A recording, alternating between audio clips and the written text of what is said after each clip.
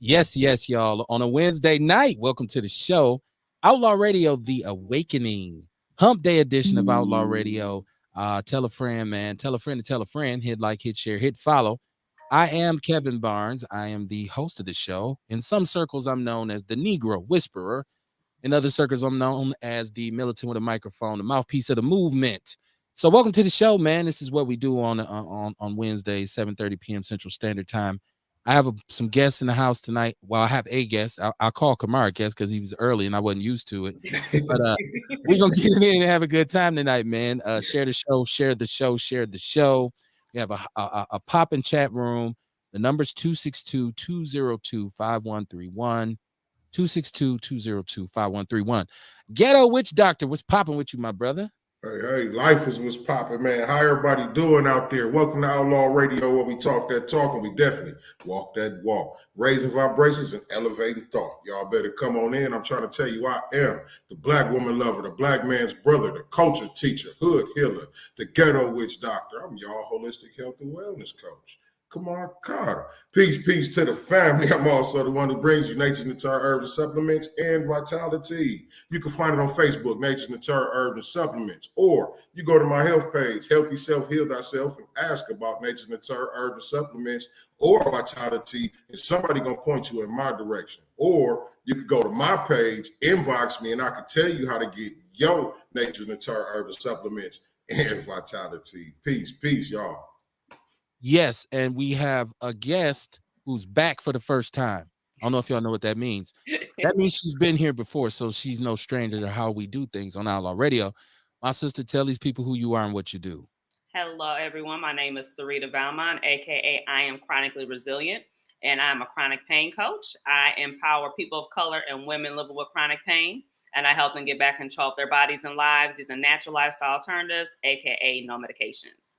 Also, a wellness consultant, award-winning author, Reiki energy healer, transformational coach. You name it, I pretty much can do it. I'm a Jill of all trades, as they want to say it sometimes. Yeah. So I'm here, making sure that we are educating ourselves, but also we have fun at the same time. It doesn't gotta be all staunchy. It doesn't have to be all it's like there's a way that you can have that harmony. You can have that happy medium, so to speak, to be able to go ahead and get the things that you need and make sure that it works for you. Because that's the one thing about it too, is that one size fits all solution. Nah, we're not doing that. We're not gonna go ahead and put you in the box. We're gonna make sure you get what works best for you.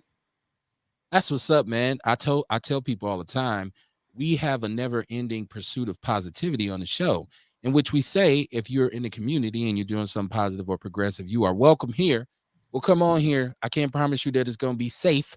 I can't promise you that it's always going to be clean in terms of the language, but there will be some enlightenment and there will be some entertainment. So just kick back, man. Pour up whatever you pour up, roll up whatever you roll up.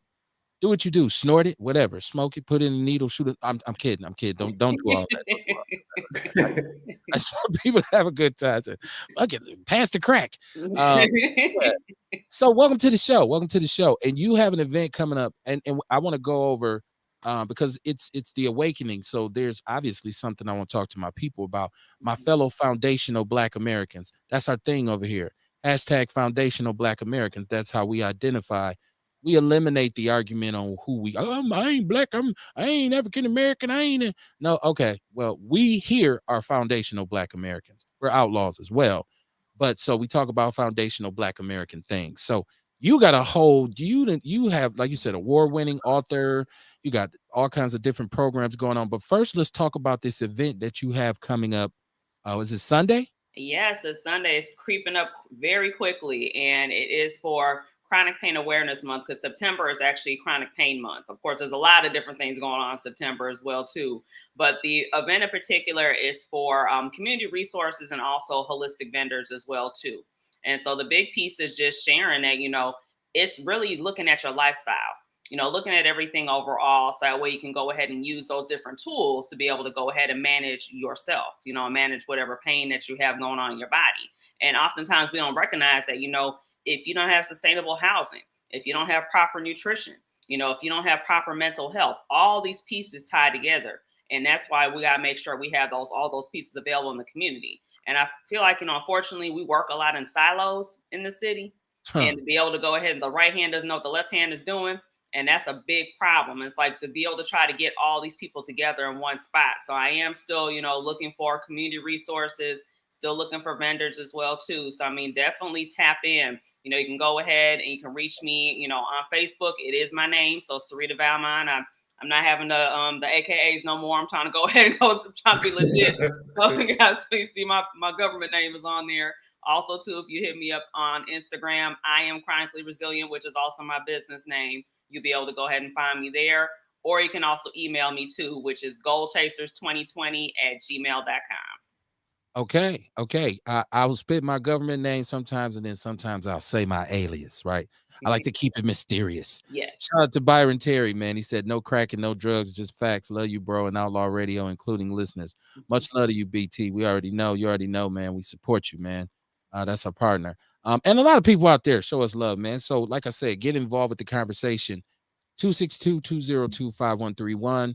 We got the sister Sarita Valmont here. She's an author. And like she was talking about pain management, and she does all these things. We're going to talk about her books as we go along. I just kind of wanted to pick up where we left off the other night and just put some closure on, because shout out to you if you listen to the show Monday night, right? And so we did live from the basement, and this we were on the beginning of the week talking about the Woman King, right? And the show was lit, right? Shout out to Mike Kimmett, shout out to Rail, shout out to Courtney, Juice Lady, who's normally here. And everybody who called in, ENC Jordan, the phones was lit up, the chat room was lit up, because this movie is so controversial, right? And like so, and after further thought, after they say after further review, right? Like I'm talking to my wife about it, I'm talking to other different people whose intellects that I respect, and so we start to talk about what this really has become, which is divisive, right? From a foundational Black American perspective, it's divisive because Black people will damn near argue about anything. Just throw it out there. Like I just say, dare argue, nigga. We will argue. I was gonna say it's gonna happen. That's a fact, Jack. Man, Pepsi is better than Coke. You fool, motherfucker! I beat your ass. It'd be like, whoa, are we still talking about soda, right? Like so. Here's the deal. On both sides, we're right and we're wrong. See, we have this thing on Outlaw Radio where every time somebody says something, we'd be like, you right, you wrong, because everybody's right and wrong at the same time. Listen, is this a movie that is about some individuals who should not be glorified nor romanticized? It absolutely is. It is about some vicious, murderous women warriors. They were warriors who helped capture slaves for the French, right? And they were vicious to the slave. They cut their heads off. They decapitated babies. That is the gist of who they were. All right. Is it cool to go to the theater and see a bunch of Black women on screen whooping people ass with swords and shit? Yes, it's very cool to see. No doubt in my mind that the cinematography is great, probably well written and all of that. But the point of the matter is it's pros and it's cons to it. And you have to accept that there's both. Okay, it's a good ass movie. It's based on some bullshit. You can say and leave it right there, right? But here's the deal for me, like I said the other night. Don't show me a false a cinematic version of history when you're taking the knowledge out of the schools. When the kids can't learn about the real history and all we got is this celluloid fakeness that comes out of theaters, then I have a problem with it. Also, for people who say it's just a movie, so was the movie Colors. You see what happened after that shit came out, okay? So was the movie Birth of a Nation by D.W. Griffith. If you are a historical person like myself, these are just movies. So was the movie Scarface. Rosewood. You see Rose. All these, there's just movies create movements a lot of times, right? So we have to pay attention to it. Now, if you want to take your girl to the theater, get us popcorn, do what you do, date night, well, go and do it. I ain't telling you don't do it. I ain't saying don't support the sisters. I'm just saying I call a spade a spade. And when I see some bullshit, I say that's some bullshit. Hell, I might even watch it. But it's still some bullshit. It don't take away from it being bullshit. So I just want to get that out there because, man, I was getting comments like on that show, like people were like, man, kid, man, but it was a great show. So I don't know if y'all, and you're a Black woman. What's your take on this Woman King thing? It's good to have a Black woman in the building. I am, I'm 50-50 on it. And I'm gonna say, because I see the standpoint of where you're coming from, because it's not, it's not all the way it's historical fiction, basically is the best way to describe it. So being able to go ahead and kind of looking at that side of it, and like you said though too, let's look at the whole history of it. Let's not just look at the parts, but also at the same time too, it's the same thing the school system's been doing for how long? They don't even want to share about a Black person. If they do, it's going to be Harriet Tubman. Don't forget Benjamin Banneker. And see, that's my point right there. That's my point right there. You know what I mean? Like, everything on TV is bullshit. Everything, all the movies, they all falsified. They all bullshit. We might as well just shit on all TV, period. Right. And it's cool to do You that. know what I mean? On all that shit. Because it's all false. Ain't it? And you know what I mean? We can't expect them to give us the truth. Right. Shit, most of them don't even know the truth. That part. I'm you glad know what I'm saying? How they gonna give us the truth? You did what I'm saying? And then, and even farther, a lot of us don't know this shit. Yep. Shout out to You know what I Dre. mean? I'm just saying, that's all I'm saying is, you know what I mean? If we gonna get down on something, man, we gotta get down on it all. Right. Like I said the other night, I really feel like a lot of men is upset because the women is kicking niggas' ass and that shit. Come on, man. You know what I mean? Lisa Mueller. Shout out to T.R. Arthur. Because look, a month ago, wasn't nobody talking shit about the movie until it came out. Until we saw how they was doing. Then there's an uproar.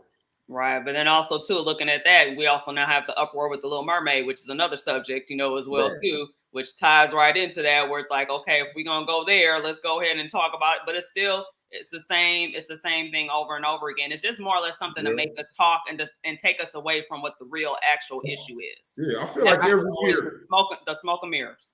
I feel like every year it's a movie where it's like this. I wanted to say that I'm glad he said let's take TV and let's shit on it all overall. And I'm gonna tell you what they do. They're called critics. They critique every goddamn thing on television, right? So another problem that I have is that it's more people who were willing to argue that it was a good movie that then were willing to go and speak up at school board meetings or talk to our legislators and say don't sign that bullshit ass law where we can't teach Black history in school. Right. Yeah, you hype as hell about a movie, but your own kids is gonna be the ones that get robbed. Shout out to Lisa Mueller. Dre Day, what it do, bro? T.R. Arthur said they are super silly saying that white kids shouldn't feel bad about history. They definitely need to learn about it. It's not like it didn't happen. Once again, that's the only way we're gonna get past all that shit is to talk about it. Get this shit out in the open. Yeah. You know what I mean? Everybody admit they wrong. Let's get past it. Right. Once again, I think it's meant when you put something in public, when you give something to public consumption, it's fit to be criticized, as they say. And you can expect the criticism to come launching through. There's no movie, no song, no album, no television show that don't get lambasted for something. But it's just us. It's the nature of us as Black people, where we'll go to the mattresses over some shit that ain't even that serious. Like, I feel like to Outlaw Radio, what we try to do is create a safe space for people to be able to agree to disagree and have safe discourse. Like, so, okay, okay, well, brother, I see it this way, I see it that way.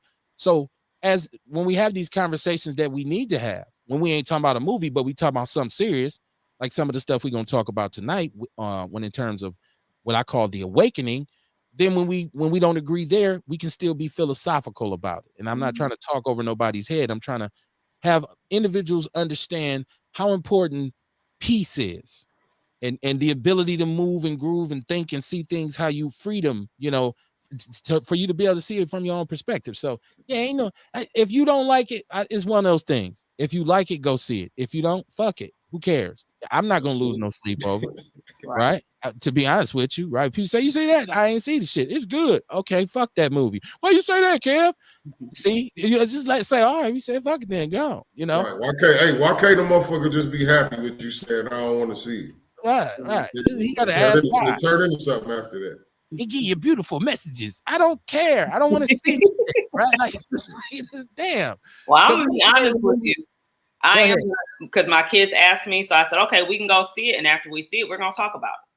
Because it's one of those things where it's not gonna be a situation where I'm gonna take them in and be like, oh yeah, look at we're gonna go ahead and have a conversation about it. Then we're gonna you hit it on the nail right there. You know what I mean? Like, I don't care what movie it is I'm watching. I don't give a fuck if I'm watching Leave It to Beaver. If my kids there watching, I discuss the bullshit in it. Yep. I point it out. You know what I'm saying? And that's what I was saying the other day. I'm like, it's up to us to make sure our kids know the truth. Yeah. You know what I mean? Because they ain't gonna do it. And I refuse to waste my energy on all that shit no more. You know what I'm saying? I refuse, man. I refuse to give them that. Mm-hmm. You know what I mean? I fuck you. You did the church hands. Yeah, you did. Lord. Let me see. I got to keep up with the chat room. Byron Terry said Donald Trump was a liar. He said, you brothers know we get shitted on. You know they fucking us up. Not all of us, but they fucking us up. No doubt. It's not like we winning this war. No. Shout out to Shay and Kruma from Frontline Black News and Shabaka's Black Experience Enhance. Byron said, fake until you make it has been accepted. Blacks, niggers, African Americans, brothers, real fathers, real niggas, whatever you prefer to call yourself, including the children. Well, I'm a foundational Black American, so none of that applies. I'm a foundational Black American. Byron, real, what it do, man? What's I want Byron man? To call in, man. I love when Byron call, man. No, you don't. My man Byron is hilarious, man. Shout out to Byron Terry. Shout out to the whole Terry family. What's going on with you, Real? Man, just been trying to sneak down here, man. My son still ended up crying. He was on my leg, like he 1 year old, and he used to just do that for his mama, but now he do it for me too. I can't leave without him hollering. So I've been trying to sneak down here, and he still heard me open the basement door and started hollering. Right, man. Oh, the duties of fatherhood. Welcome to the show, man. Outlaw Radio. I appreciate it, man. It's the awakening tonight, and this sister is Sarita Valman, who's an award-winning damn near everything. She's a friend of the show, and it's crazy. We friends on Facebook. She does CBD. Wow. Yeah. Right. I forgot all you woke people know each other and shit. Yeah, man. The universal lines, I told you it's a community within a community that's teaching the community how to be a community again. Yes, it is. Or it's just a bunch of people that be at the Sherman Phoenix. I mean, I had to get that in, man. I'm sorry. Bad host, as Arsenio used to say. I told you I be on some bullshit sometimes. I ain't fully conscious yet. I still be on that bullshit. It's all good. Let me see. Byron say I'll keep it 100 billion. But that's the thing, B. You always do. You always have. $1.50.5 with you. But I want to go to this. So I call the show The Awakening, and it's like, why? Well, once again, I had a conversation with, I was talking to Brother Mike Kimmett today, and we got to talking about the state of affairs in terms of Black Milwaukee and where we are. Like, because I was saying I was disappointed, honestly, with our lack of progress to this point. And I feel like in 2022, we should be way more polarized about a lot of different things, and we should have more. I feel like we should have more awareness, but he said no, we actually are actually in a more awakened state than we've ever been. I disagree, because I felt like back in the days that the OGs and I was raised by an old Southern man, an old Southern Black man, so knowledge, and an old Southern Black woman, so knowledge flowed from every faucet in our house. You couldn't do shit without learning a lesson. You say you call up the napkin and shoot it like you in the game and then miss. See, that's why your ass need to walk over there and put the napkin in by hand, because then it end up with shit all over the house and I got to clean it up. We're gonna learn a lesson about everything, right? Like, so I felt like at that time when you had people who could talk to you off the cuff like that, they didn't have to worry about being canceled or people saying, oh, you're making somebody feel bad. I felt like those were more enlightened times. But I guess there's a lot more certain things now. Now, you have a journey that got you to where you're at, and I'm talking to the sister, because the last time you were on the show, you talked about your journey into where you are now. So let's put your journey out there for people who don't who maybe didn't hear the last show or are new listeners. No, definitely. I can go into it, and I'll try to keep it within the time limits of the time confinements here. But as far as for how I got to where I'm at right now, number one, honestly, I was told I shouldn't be here. And so what ended up happening is that on, I should say, fortunately, I was rear-ended by a drunk driver at a stoplight on July 4th, 2016. I was in the area where the speed limit was 25. She was going at least 60. So you can imagine the impact not only on my vehicle, but also my body as well. And from that standpoint on, I basically become a science experiment for close to a year, where I was going to all these different doctors and specialists, doing everything that I'm being told based off Western medicine, because, I came from a family of, nurses and doctors and all the, the whole nine. And so I'm following all the directions and I'm getting worse. And I got to a point where in the middle of my journey, I was on about roughly 7 or 8 medications on a daily basis. And to put things in perspective, my pain level was on like an 8 or 9 on the pain scale. And the type of pain that I was feeling in my body is like, when your foot falls asleep and has like the pins and needles tingling feeling. Imagine that like times 10, and also feeling like your body's on fire. That's what's going on in my whole entire body. And so with the medications they had me on, they're basically trying to, calm that down, and it would calm down for a moment and kick right back up again. And so when I was in that midpoint of my journey, I was on a 6-month wait list to go see an orthopedic surgeon. Okay. So I get into see this orthopedic surgeon. He says, hey, let's go ahead and run some more tests. I started laughing at him because I said, that's all y'all do anyway. So I'm like, if you find something great, if you do, it is what it is. So they do another MRI and CT, and they discover that I have bone chip spurs in my nerve in my right shoulder. And they're saying that's where your pain is coming from. And so the pain I was having was going down my arm into my hand, which I'm right-handed. So that was just, on top of all that. And then also too, it was going my upper neck and my upper back. And then it started to go throughout the rest of my body. And so he said, we got to go ahead and do surgery right away, which ended up me being on another 4-month wait list. And I said, okay, if this is the only option, go ahead and put me on the list. But I definitely want to go ahead and reach out and talk to my parents about it. And my parents live in Florida. And the reason why I want to reach out was several, one thing being that I'm an only child. Also, too, my mother was a retired orthopedic nurse. So perfect person for me to be like, hey, Mom, should I do this? Yes or no? And she's like, yes, but don't worry about it. I'll come up and take care of you during the recovery. You'll be fine. So I'm like, cool. As long as you're going to be there, I'll do it. I'm fine. Well, my mother falls ill. And she falls ill about 3 weeks prior to my surgery. I get down to Florida, to see what's going on, because my dad, he was just like, he was distraught. So he couldn't really tell me what was happening. Luckily, I was her power of attorney, so I could get like bits and pieces of information. But I still was like, I need to have my face, I need to be here and see what's going on. Mind you, still 8 or 9 on the pain scale, as well. So I'm going down there trying to see what's going on. And I ended up being with her for her last 3 days. And then my mother transitioned. So now I have to plan a funeral because my parents' wedding anniversary, their 54th wedding anniversary actually was the week prior. So my father completely shut down. And so I had to do all that, come back up here, have 3 kids. I had to bring my kids down, do all that, come back up here. I have my surgery. After I have my surgery, I lose the motor functions in my right hand. I have to relearn how to write, brush my teeth, comb my hair. And then on top of that, I'm still in pain, for all of that. And so they did bring my pain down to like a 5 or 6 on the pain scale.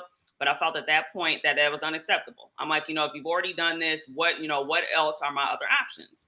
And they're like, okay, we'll give you 2 options. One option is we can go ahead and do surgery again. Other option was we can put you in pain management protocol. I told them you had 1 try to do surgery on me, so that's out.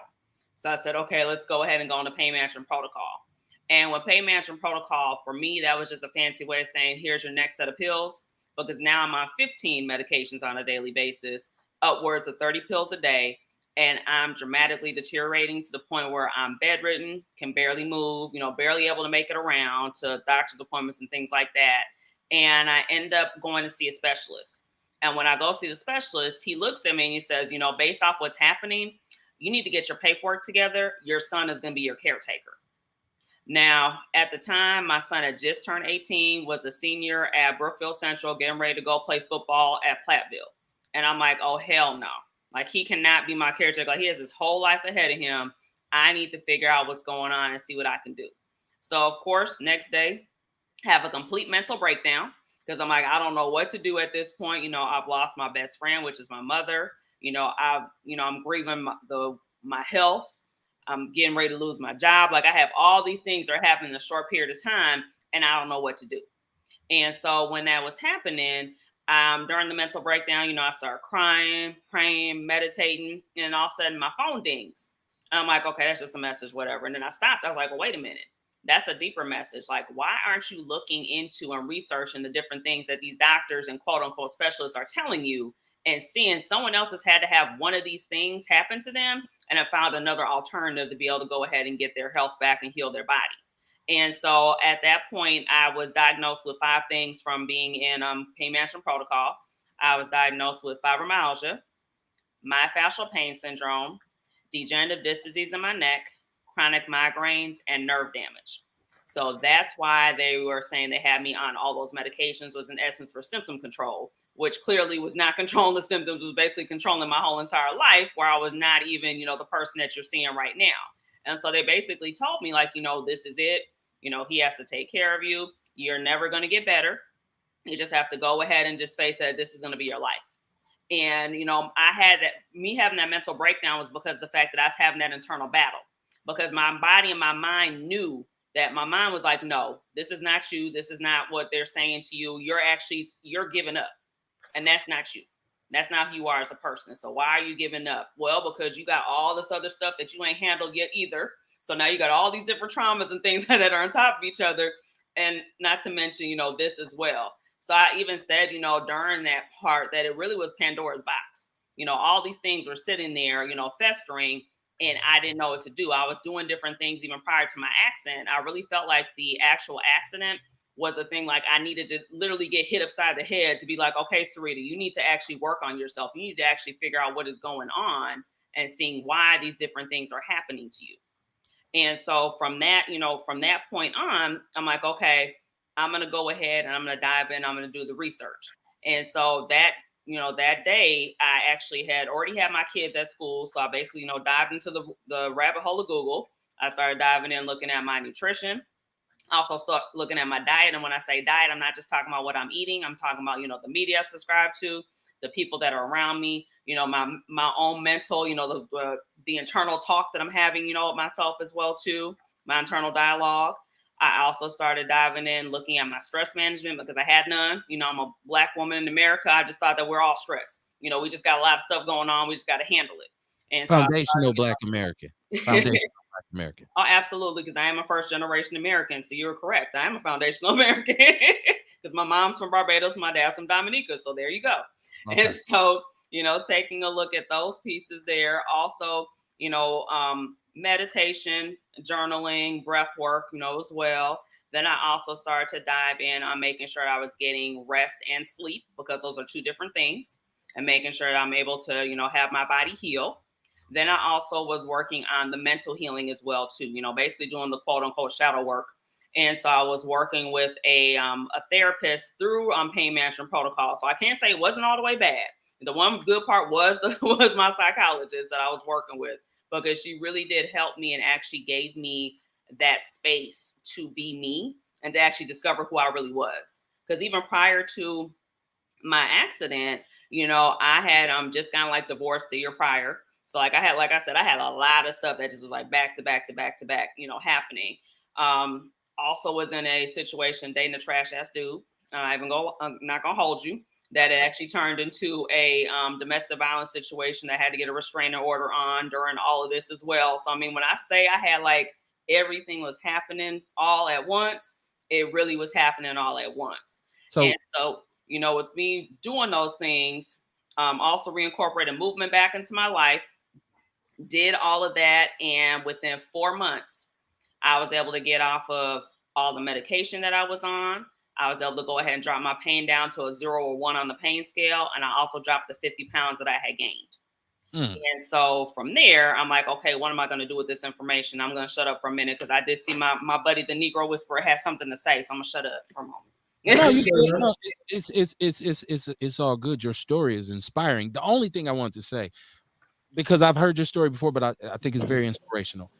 We just did a show called Inside Out, right? Like and people may think I planned this, but I didn't. We just did a show called Inside Out. The topic was mental health for Black people and the stigmas attached to it, and depression. Depression was kind of like the center of it for myself, and because I had like, okay, Scutters with the Cutters. He said, "Wow, this lady is a speaker of strength." Okay, appreciate that, my brother. So no, I had this thing with this back surgery, right? And like, so I went through this, and like I said, I had a setback, so I got depressed in the summer, like you said. Mm-hmm. But we talked about realizing what's going on, saying, wait a minute, I got a problem right here, Yep. as Right. opposed to just, oh Lord, what I'm gonna do, or Mm-hmm. I'm Right. screwed. It's like, wait, ho, you ain't yourself. Right. You depressed about this. This is Mm-hmm. crazy. You got to find your way out of this. And I swear, like what we talked about on the show was almost mirror verbatim to what you were saying. So that was the only thing I want to say. Tiasha Arthur said I do be on some BS 365 days a year with my flip phone. She goes to the show from a flip phone. But no, so I want you to continue your story. I just want to say it is in direct connection to. It's almost like you're on that show, but we just playing the video from it tonight. Everybody go through it. Everybody go through that valley. Well, like Joseph Campbell called it a hero's journey, and that's when you going through your darkest valley of the shadow of death, from the Yep. Bible and stuff like that, where some people don't make it out alive, but when Right. you do, if you do, when you do, you make it out so much stronger, and it allows you to turn that pain into purpose, and then everything just start aligning, and you helping Yeah. others while you elevating yourself. So No, you had what I would call an awakening, like the name of the show. You had Right. an epiphany one day when the kids was at school. You said, you know what? Let me handle this shit. This ain't it for me. I right. ain't going out like this. So you can continue with your. Yeah. I didn't even, I No, didn't. it's fine. No, and I mean, you actually hit it on the head because I mean, I was dealing with depression, anxiety, and also suicidal thoughts as well too. Right. Right. I lost my best friend, which is my mother. That was the person that I could always go to and talk to. And there was even a time too during my journey, like and I'm gonna take a step back for a second and go forward, but after I had the surgery, I actually was hallucinating because at that time they had me. And when I talk about this now, I'm still like, I can't believe I was alive, but they had me on morphine, hydrocodone, and Percocet all at the same time. God, Wow. From my shoulder surgery. Wow. So when they had me on that, I never forget it was Trash Dude was still here. So he left for work at like 7 o'clock in the morning. I took on my medication and everything. And normally he would come back for like lunch or whatever and then go back to work. Well, he had came home, and during that whole entire time frame, I'm hallucinating. I had I was hallucinating that my mother was in my kitchen washing dishes. And so my mother's an old school woman, was like, you know what, when you go to bed, you can't have no dishes in the sink, which she would be screaming right now if she's seeing my kitchen, but nonetheless, because I gotta handle that after we done talking. But she would be like, don't leave, dishes in the sink because you don't know how you're gonna feel the next day or whatever. And so just make sure everything is straight. So she's giving me the mama look. Right. And so I was talking to her, and of course she couldn't talk. So I'm like, saying to her, I'm like, I'm sorry. I know I should have just cleaned up before I went to bed or whatever. So but I was like, I just had the surgery, so I wasn't able to do it. So I'm just like literally just having this conversation. And then all of a sudden I wake up and it's him coming in the house saying, hey, you good? What's going on? I said, I'm like, you here for lunch? He's like, no, it's 7 p.m. And I'm like, what? He's like, yeah. He's like, haven't you been up? I said, dude, I've been in the bed since the time you saw me. So like right now, it's the first time I'm waking up. So then like I started, everything started to register. So I popped up real quick and I came out the room and I went out, to go look. And of course, my mother wasn't there. And on top of that, too, my mother was cremated. So I have my dad has the big urn, I have the baby urn. So I have the baby urn, on my mantle. So of course I look and I see my mother on the mantle and I just broke down. And I'm like, okay. That was basically her coming to me being like, now, number one, I told you not to be on these drugs. Don't let these people drug you up. Because she said that to me before, during this whole entire thing. Because like I mentioned at that point, I was on about 8 medications, at that time when she had transitioned. So I remember saying to me, don't let them get you hooked on this stuff. Like, this is what they try to do. They don't want us to be great. She'd be saying all the stuff, just to remind me, don't let that happen. So that was basically her coming back being like, you already like, nah, like they should not have had you on all these things, at one time. You need to go ahead and get off of this. So of course, next morning I said, I need to get off this shit. What do I need to do? I said, I know I can't just stop at cold turkey because that's going to mess me up. I said, but what do I need to do to go ahead and basically cut the dosage down so that way I could get off of it. And I told him, I said, I hallucinated. I said, my mother just transitioned 3 weeks ago. I don't got time for this right now. Like, this is not what should be happening. What can we go ahead and do?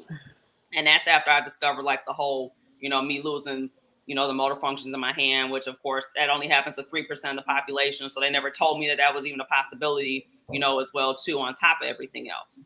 So then, going back forward now with me, going through the journey of really just finding and discovering what honestly worked for me, I ended up going back to my doctor and they're like, well, what did you do? And I told them, I said, I did what y'all didn't talk to me about. I said, I control what I could control.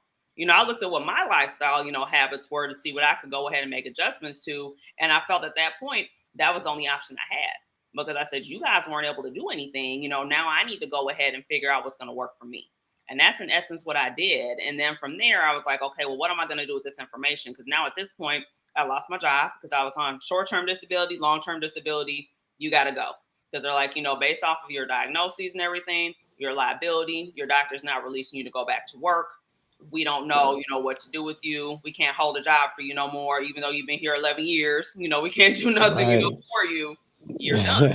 And that's really, what ended up happening. So now I'm like, okay, well, what am I going to do with this information? And then I just really sat with it. And I'm like, okay, what do you remember during your journey? Well, I remember when I'm going to these different doctors and specialists, I'm sitting in the waiting room and the people I'm seeing don't look like me or you, but the people in the waiting room look like me and you. That's the problem. How are you going to be able to go ahead and assist me and help me when you don't understand my lifestyle? You don't understand anything about me. You're just basically assuming, because you already have systemic things, you got implicit bias that you're throwing on me as well too, that now you're thinking, oh, okay, this is a Black person coming in here, you just want drugs. Or, okay, your skin is thick, so I don't even understand how you're trying to tell me that you have, this particular type of pain, because that's not humanly possible. Like, I had all these different types of experiences where it's mind blowing. And even with me now being in this community and being able to go ahead and reach out and really talk to other people and hear their stories are often like mine or even 10 times worse. And so, like, for example, I had 3 doctors that I ended up firing. I had, which you can do, which is one of the things I teach people. So I'm like, you need to make sure you're advocating for your health, because it's supposed to be a partnership. It's not a dictatorship.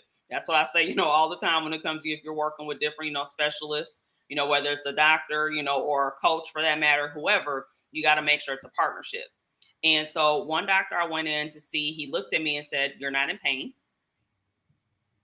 Mind you, I'm on an 8 or 9 on the pain scale, and the full flare took me about 2 hours to get ready to go in to see this person. And I was only in there for 10 minutes, and you're telling me I don't look like I'm in pain because I'm too well put together. And I'm like, okay. I'm like, so you clearly are not going to be able to help me because you don't even understand, what I just went through just to get here. So I'm like, you're done. Then I had another one that I went into that looked at me and said, it's in your head. You need to see a psychologist because there's no way that you could be functioning at an 8 or 9 on the pain scale. You should be admitted into the hospital. And I said to him, what are you going to do different with me being admitted in the hospital than what you're doing right now? He couldn't answer that question. So I said, okay, we're not going to work with you. And I got up and walked out. But the last one I would say is the kicker. So this is the one that I was just like, I was completely done at this point. So I went in, and as I mentioned, I have 3 kids. My middle child, I had natural childbirth, was up walking around within 10 to 15 minutes like nothing happened. Okay. So he turns around, he looks at my file, and he goes, oh, I'm looking at your file. I noticed that you had your middle child natural childbirth. I don't understand how you can be in so much pain right now. And I looked at him and I'm like, first of all, you're a man. It feels like to have right. Like, you understand what it feels like to have a menstrual cramp, let alone give birth to a child. Not to mention, we are comparing apples to oranges. After you have childbirth, what the end result is going to be. But this pain that I'm having right now is not stopping, and you cannot help me. And so I got up and I walked away out of there. And so I'm like, okay, if I'm having these type of experiences and I'm able to speak up for myself, I can only imagine people that are timid, that don't know, how to express themselves or know how to even, stand up for themselves to say anything. They're just going to go ahead and continue to take this treatment and think that that's okay. And It's like, that's not okay. Like, you do have a right to go ahead and say something. And also, too, make sure you're contacting these hospitals or whoever the directors and things are, and file those complaints. like you can definitely go ahead and do that as well too, because I had to. to, to advocate for yourself. Let's talk about the word advocacy, because man, everything you're saying resonates, because I've had it when I was in the hospital. My blood pressure's up, obviously. I'm tired of this. I'm ready to go home. Yep. Right. So that's part of it, but they're not paying attention, because what they're doing is they're giving me medication after medication after medication, to the point where I have to look at the thing when they take it and say, that's not too high. Yeah. As a matter of fact, it's lower than it should be. I'm not taking that medicine. Right. The nurse turns around and looks and says, oh, you know what, Mr. Barnes, you're right. Right. You're not even paying attention to what you're doing. Right. So I imagine all the people, like you said, who were not able to either advocate for themselves or didn't have the kind of wherewithal to do so. And so, but it's the same with mental health. Yes. The fact that you are able to sit and say, look, I was tripping. I was having hallucinations. They had me so drugged up, I didn't know whether I was going or coming. One of the issues we have in the Black community with mental health is that we don't want to admit it because of the stigma that's associated with it. Like, oh, she gone. Yeah. Like she was crazy as hell. And you say, if you can look up and say I still am a little bit, but I was worse then. Just to own it, I think, is the first part of it. To say, man, I need some help, man. Like I can't. My mom used to say, closed mouth don't get fed. Right. So you can't. I'm supposed to know you're hungry. You sitting there, you ain't saying shit. You should have said something. So that advocacy part is important. And I do want to get back to you saying cleaning up other things in the background. What did we say the other night? Getting rid of the ambient noise in the background a lot of times will help you. We got a caller. Let me bring him in. My brother Ewok, what's good with you, man? Hey, what's going on, fam, man? How y'all doing? What's happening? Go ahead. I wanted to make a quick comment about these doctors, man. I got like 3 of them. So, what I do is when they try to study, they'll just send you all over the place, man. And I ask them, hey, is this absolutely necessary? You put their back against the wall when you ask them that question, because they got to honestly answer you. So you know what they'll say most of the time when you really don't need to go? You know what, Mr. Walker? We'll keep an eye on it and we'll go from there. Now, if it was necessary, they would tell you. Right. Right, they would tell you, man. They try everything, man. They try everything to get that book. But I got a cardiologist as well. My dude is fair. He's like one of the top 10 cardiologists in the whole United States. I got lucky. He helped me all the way out, man. Shit, I was almost through. He fixed me up. I had AFib real bad. But yeah, you got to be careful though, man, because like these medicines that they prescribe, what's her name, Sarita, like she was describing what she was talking about. You got to be careful with that too, man, because it ain't no cure. It's like some of them might help you along a little bit, but medicine ain't no cure. It does a little something, and that's only sometimes. Sometimes most of the shit don't even work. You ain't even doing nothing for you. You just going to the pharmacy buying that shit. You know what I'm saying? Or you're paying half of it, or whatever your insurance deal is. But yeah, man, you got to be careful, man, when it comes to these doctors, man, because they'll send you all over town. I just wanted to chime in on that, man. It's all good, man. It's all good. Ewok, it's love. No, thank you for saying that. Another thing I want to even mention too is that, on both sides of it, for example, like you really hit it on the head. And the other part to even consider too is that oftentimes you have to even fight to get a test.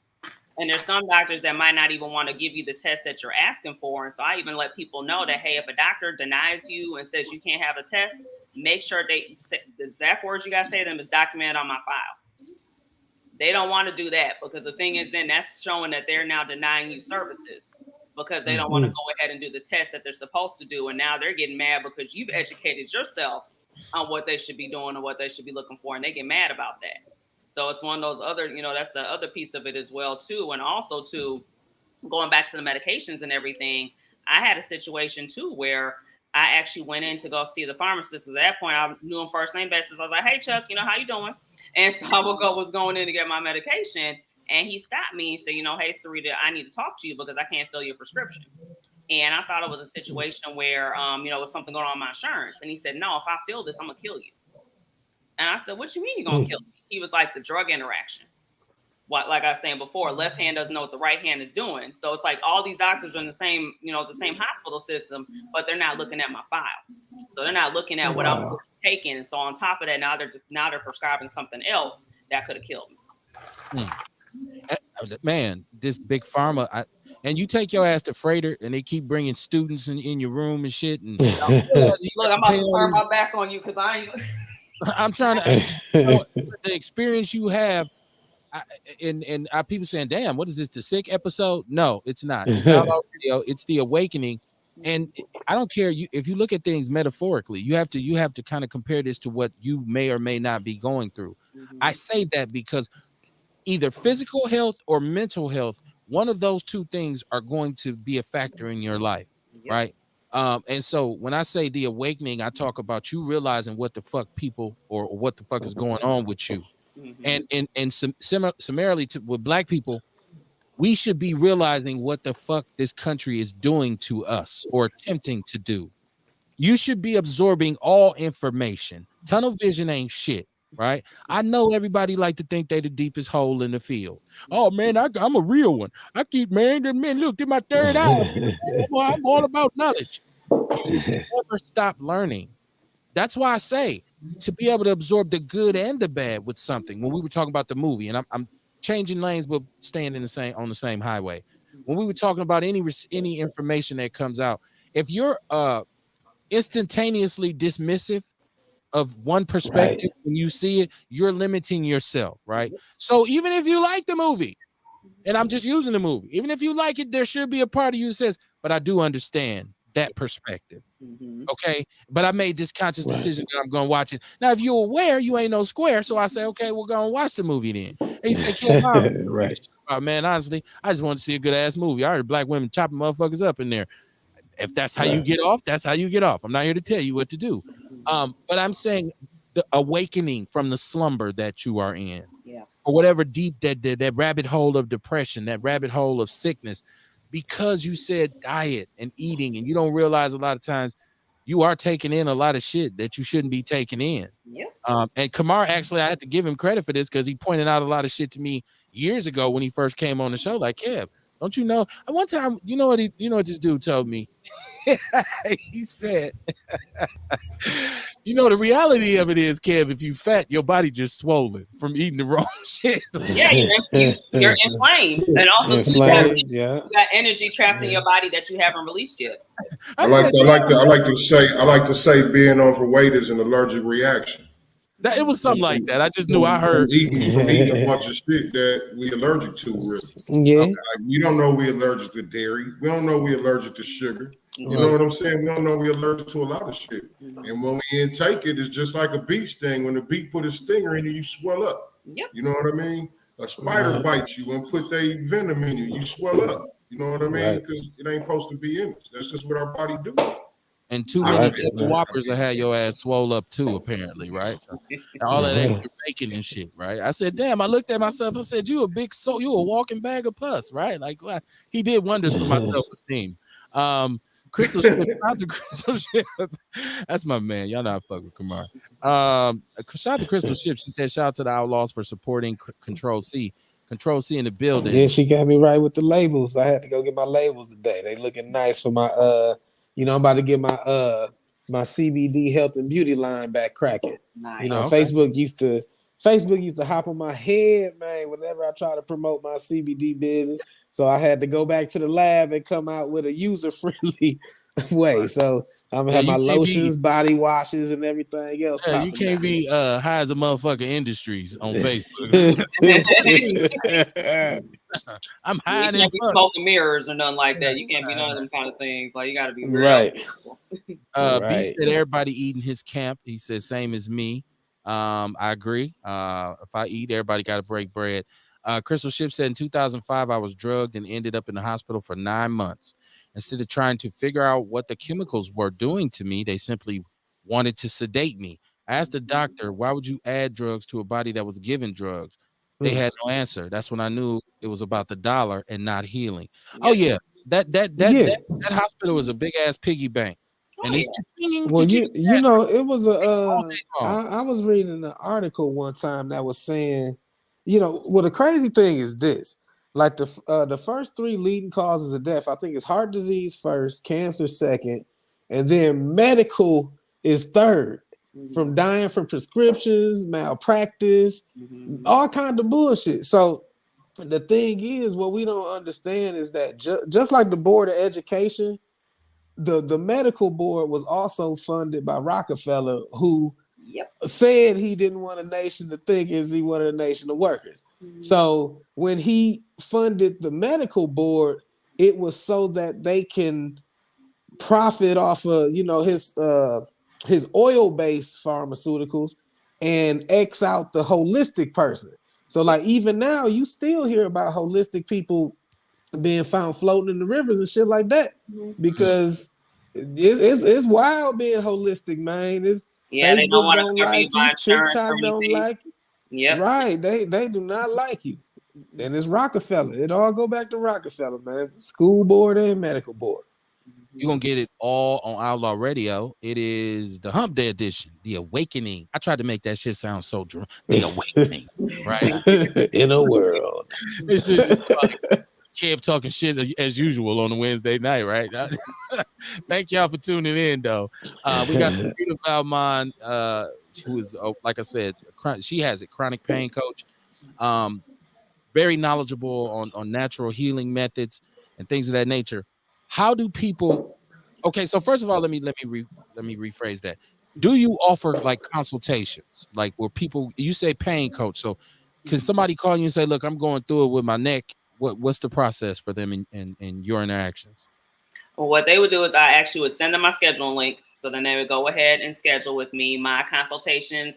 You know, they got to pay for them. So it's not a free consultation, you know, by any means, but you'll go ahead and get that link. And what I often say first before, you know, we kind of, you know, might have like a quick conversation or something. But the first thing I normally ask them is, do they believe that they can heal? Because the one thing is that if you don't believe that you can heal, nothing that I say to you is going to help you, because it's not going to penetrate, because it's not going to get to where it needs to get Right. to. You have to have that mental, you know, to be able to go ahead and say, hey, you know what? I believe it. I just don't know what I need to do. And that's a lot of times when people say to me, they're like, I believe I can heal, but I don't even know where to start or where to begin. Okay. You in a good spot. You hear yourself. You hear yourself. We just point you in the right direction.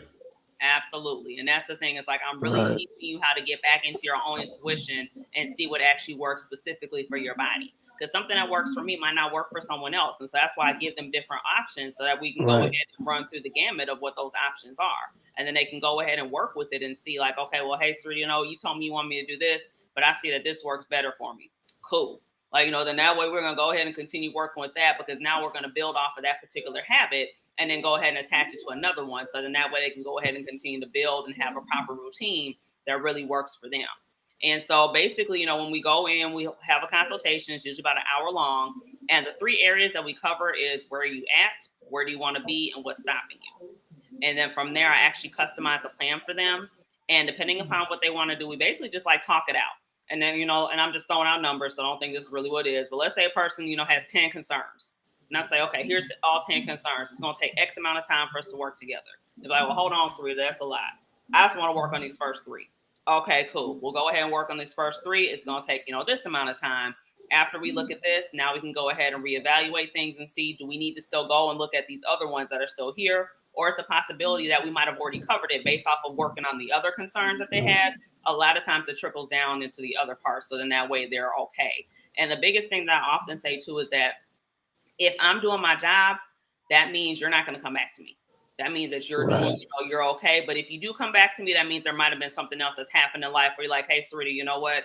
Now this happened. How do I go ahead and make an adjustment for this? Okay, let's go ahead and sit down and let's see, you know, what we can do for you in this aspect of your life as well, too. Because I'm that firm believer that, you know, if you teach a person how to fish, you can be able to go ahead and live forever.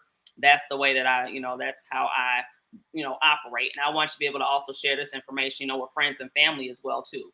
It's not something where I'm sitting up and be like, okay, well, you can't say anything, you know, or, no, please share this information. Like, make sure you're sharing it with your kids. Like, I had a client of mine that oftentimes, like, after we would have our, you know, we'd meet with each other, her daughter actually lived in Vegas. So then her daughter would call her, or no, she would call her daughter after we'd have our sessions, and she'd be like, oh, mama, you know, Sarita has me doing this or whatever. So one time we were actually meeting, our meeting ran over. And so she looked at her phone. She said, "Oh, my daughter's calling me. Hold on a second." So she, she picked up the phone because we were meeting in person. And she's like, "Mama, what's going on?" I was worried because I know normally you call me when you don't working with Sarita, but you ain't called me yet. So she's like, I was concerned. She's like, "Oh, I'm sitting with her right now. I'm gonna put you on speakerphone." And she's like, "Oh, hey, like I heard about you." We just had like a little, conversation. So, we kind of like met, over the phone. But she just said to me, she's like, "Thank you so much for helping my mother. And not only with you helping my mother, you're actually helping me too, because she's sharing with me some of the things that you're doing. And so now I'm looking at these things with my kids. And I'm trying to make adjustments with them, with their lunches and with their things that they're doing at school, for example." So it's one of those things that's a trickle down effect. And so that way it's really honestly helping the community. That's what's up. Byron said, God always gives you a final chance. Save yourself. Blasphemy isn't the greatest sin. It's suicide. You don't tell God when life ends. He said he loves us all. Crystal Ship says Serena Valmont is dope. Hey, I hope I'm saying your last name right too. Yeah, it's Valmont. You're fine. It's French. I can't, the people been around, what can I say? They, they intertwine with us, I'll murder a name. I mean, all kinds of shit. That's not my name, man. Oh, my bad. He said, I've been watching you little sinners for years, just like I've been watched, right? Over wrong and truth over lies. God is in control. B is like snapping in the chat room. He said, free knowledge on Outlaw Radio, chances over relationships and respect is a false flag, real and unreal bullshit. B is going in tonight. Shout out to B, but man. He still loves us though. That's the thing. Yeah, right. We've been rocking with Outlaw Radio for a while, man. I mean, a while. We've been around. People don't know, but he's been rocking with us a while, for some years, on top of some years. Yeah. So, but look, it's Outlaw Radio. If y'all want to talk to this sister, because I want to be able to get her. You said you have a link that you can provide for people to get in touch with you.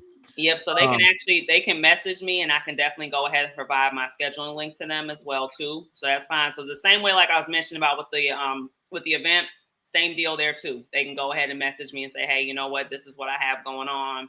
Because I have people sometimes message me like, "This is what I got going on. Can you help me?" And I'll let them know yay or nay or in between. As far as like, yeah. I don't know if I added you to the People's News Network. I don't know if you're in that group because whatever you got, the information can be in there. Okay. That's our sister group. If not, I'll make sure, because I know we're friends on Facebook, but I'll make sure you're added to the group. So that way, all your connection, all your information for people to be able to get with you, your social medias, we can put all that stuff in there. I already shared your event on Saturday. What's the date? What's the time and location for your Sunday? Yep. And so Sunday, it's from 2 p.m. to 5 p.m. and it's at the Wisconsin African American Women's Center. And so, just as I mentioned before, I'm still looking for community resources and additional vendors to be there as well, to holistic vendors. So even if you have like a clothing line, for example, you should go up there with your books. I told Rail he should go up there with his books. Yeah, that's what I'm saying. You got the Outlaw, you got the network right here. Sure. Yeah. I've been trying to reach out to people. I'm like in 15 different places. So I'll be in the car, like waiting in the line to get the kids, like on there trying to do this, and I'll turn back around. I'm on the phone call, and I'm like, so it's like I'm trying to reach out to people, but at the same time, I'm also trying to stay on the social media and everything to just share stuff and say, hey, you got any kind of positivity really that is going to be able to help the community, come through. Bring it. If you have products that you're making, come through, bring it. If you have books, journals, all the whole nine. It's like we need this information. The thing is that oftentimes it's so separated that we don't know where to go, and that's that big piece, because it's like, okay, man, it's too much work. I don't want to do this, and it's like, well, what do you want? You kind of got to take a step back. I wasn't booked, I'd be there. All right. If my back wasn't broke, I'd be there. I know. If my back wasn't broke, I'd be there. I'm gonna definitely get some more information on that. What you say? I said I'm gonna definitely get some more information on that, because I just it's an event Saturday coming up that I was actually gonna look into vending at on 107th. It's another holistic wellness. Yeah. I normally do that. So, I was supposed to do it, but they're like, Sarita, you have an event the next day. You are not going to be doing events. Vince Robert, we're not doing events 2 days in a row. She's like, I want you to focus on your event. It's okay. We're going to be here for you. Don't worry about it. So if you see like the promo and stuff, I was at the last one because I'm in the promo videos and stuff like that. But it's like, okay. I'm like, I get it. I know. I'm like, hey, real, you gonna have a good time up there too, man. I have a great time every time I do an event at the DR. I'm gonna go check them out because my cousin, my cousin is Grace with, or Brianna. Yeah, they just did an event up there. She just she gonna be there Saturday because she got her natural hair care products, and then she got her yoni steams and stuff. And then a lot of my people gonna be up there, so I'm a tiptoe through there. But I was gonna try to vend there, but I heard all their tables were snatched up, so that's what I was saying. I already got my products on deck, so I'm gonna get some more information from you about that Sunday event too. Absolutely. Now, I want y'all to know this too, because sure. and this is something we've talked about on Outlaw Radio a lot. Because talk about this is a little off the subject, but I got to put this out here because I shared this in the People's News Network. Because we talk about who we are, so we have a long conversation about who we are, and part of the reason for some of our slumber is the fact that we just don't know who we are. And sometimes when you don't know who you are, it's hard to find a direction because you really have no solid foundation. So there's all kinds of debate about who we are and where we come from and what you should call yourself. Once again, I said we're foundational Black Americans. I always talk about Black Americans being that Black people are only from America, that our race was made specifically by this country because of the way they stripped us of lineage and identity and interpolated into us and came in slave quarters and did all this kind of stuff, right? So people say, nah, I don't find out who I am. I want to know where I come from. They send Ancestry.com, right? I want people to know that 2 years ago, Ancestry.com was sold to an organization called the Blackstone Group, which is a very, very, very, very, very rich, one of the most wealthy investment groups in the world that was assembled out of nowhere, seemingly. They paid $4.9 billion for your DNA. And then they said, well, we ain't gonna do nothing with it. That's what they say. We ain't gonna do nothing with it. Put it over here. So when you're spitting and sending it off to these envelopes to these people, and just so they can tell you, oh, you 70% from the west coast of Africa, you from the Gold Coast, your people were queens and kings, and you walk around like I was a king back. My people were kings. We from Nigeria, we from Lagos. You don't know where the fuck you're from, right? And you don't know what the fuck they do with your DNA. And you wonder why your ass go in a courtroom and get convicted on some shit. And you be like, how in the fuck could they convict me of this? And I was not there. You got 15 witnesses that say you wasn't there. And they say, we found your DNA at the scene. That's impossible. I wasn't there. Right? When you start talking about cloning and people talk about organ theft and all this kind of stuff, okay, just be careful where you send your DNA. I used to always tell brothers, be careful where you leave your DNA, but that was a different kind of conversation. You leave your DNA everywhere, brother. But I'm telling Black people now, stop it with it. Who have you put validity on that shit? Why would you trust your oppressor to tell you where you're from or what you should do? See, this is the thing with the awakening. We'll discuss this great the white lies, I call them. Right. And I'm not one of them dudes who gonna blame the white. Matter of fact, a lot of times I take the blame off of the white man when it comes to what's going on with foundational Black Americans. My co-host can tell you. Like I said, I call a spade, literally, sometimes figuratively, sometimes literally. Right. But everything they ever told you about you was a lie. They lied about the food, they lied about the water, they lied about the air, they lied about your skin. They scientifically, biologically, it's part of an indoctrination process, right? So part of the awakening is unlearning what you spend so much time trying to learn, right? So when we talk about, oh, they told me I'm from Lagos or I'm from Sierra Leone or I don't know, and I'm just shit because I don't know. And you run around with your shit on, that's me. That's where I'm from, right? You got that information from those who got your ass over here in the first place. Well, of course, we know it's not them. I didn't do it, Kevin. I didn't have slaves. I get that argument, but you know what I mean. But your great granddaddy did. Okay, let's stop. Right. You don't want my only difference is a boat stop. So that's my only difference because my people, I know where they're coming from, you know, from being from Barbados and Dominica. So I still actually have like indigenous land in Dominica for the actual native group that's there. So being able to, so like I'm all mixed up. It's like I still got that piece there I can hold on to and be like, all right, I got this land. Y'all gonna give me my check? Like, what we gonna do? Like, what we? That's dope. Right. That's beautiful. I just want black people. See, my point is, you can't trust Ancestry.com. Just like you can't trust the doctor. Just like we talked about psychology and psychologists, and what was the figure? 3% of all psychologists in this country are black, right? 83% are white. So when I am looking for mental help for a foundational black American, it's hard for me to find that. I got to go to one of them Jewish people. You know what I mean? I got to go to one of my brethren. Dr. Goldstein, Dr. Rothstein, right? He got all kinds of degrees up in his. And tell me about your childhood, Kevin. Right? Like there's no way you can understand it. You have to be in this skin, right? He say EPMD say you got to be in it to win it, right? It ain't on me, it's in me. So there's a need for us to build on mental health suppliers. People can come out and say, you know, let me shoot you some therapy right quick. You know what? Lawyers do pro bono. I'd like to see a lot of black therapists and psychologists do some pro bono work, right? And come on down and just see my idea even for this OVP scenario is, where's the part of your violence prevention that involves mental health? Where's the part of I just messaged him actually earlier today and asked if they could be up there because I really want to actually have a conversation. Because that's actually one of the pieces there as well too. Is, you know, being able to, so I'm trying. I'm on my way. I'm in the DM. Look, I'm gonna slide wherever I can slide. Like I'm sliding for positivity. Right. Now I ain't trying to, you know, find the other stuff. I'm trying to, you know, I'm looking for our community and trying to see, you know, what I can do because I really want to know because like I said before, it's that right hand not knowing the left hand is doing and not looking at everything overall. It's like being able to take that 20,000 foot view and look at it versus being like, okay, I'm right here in it.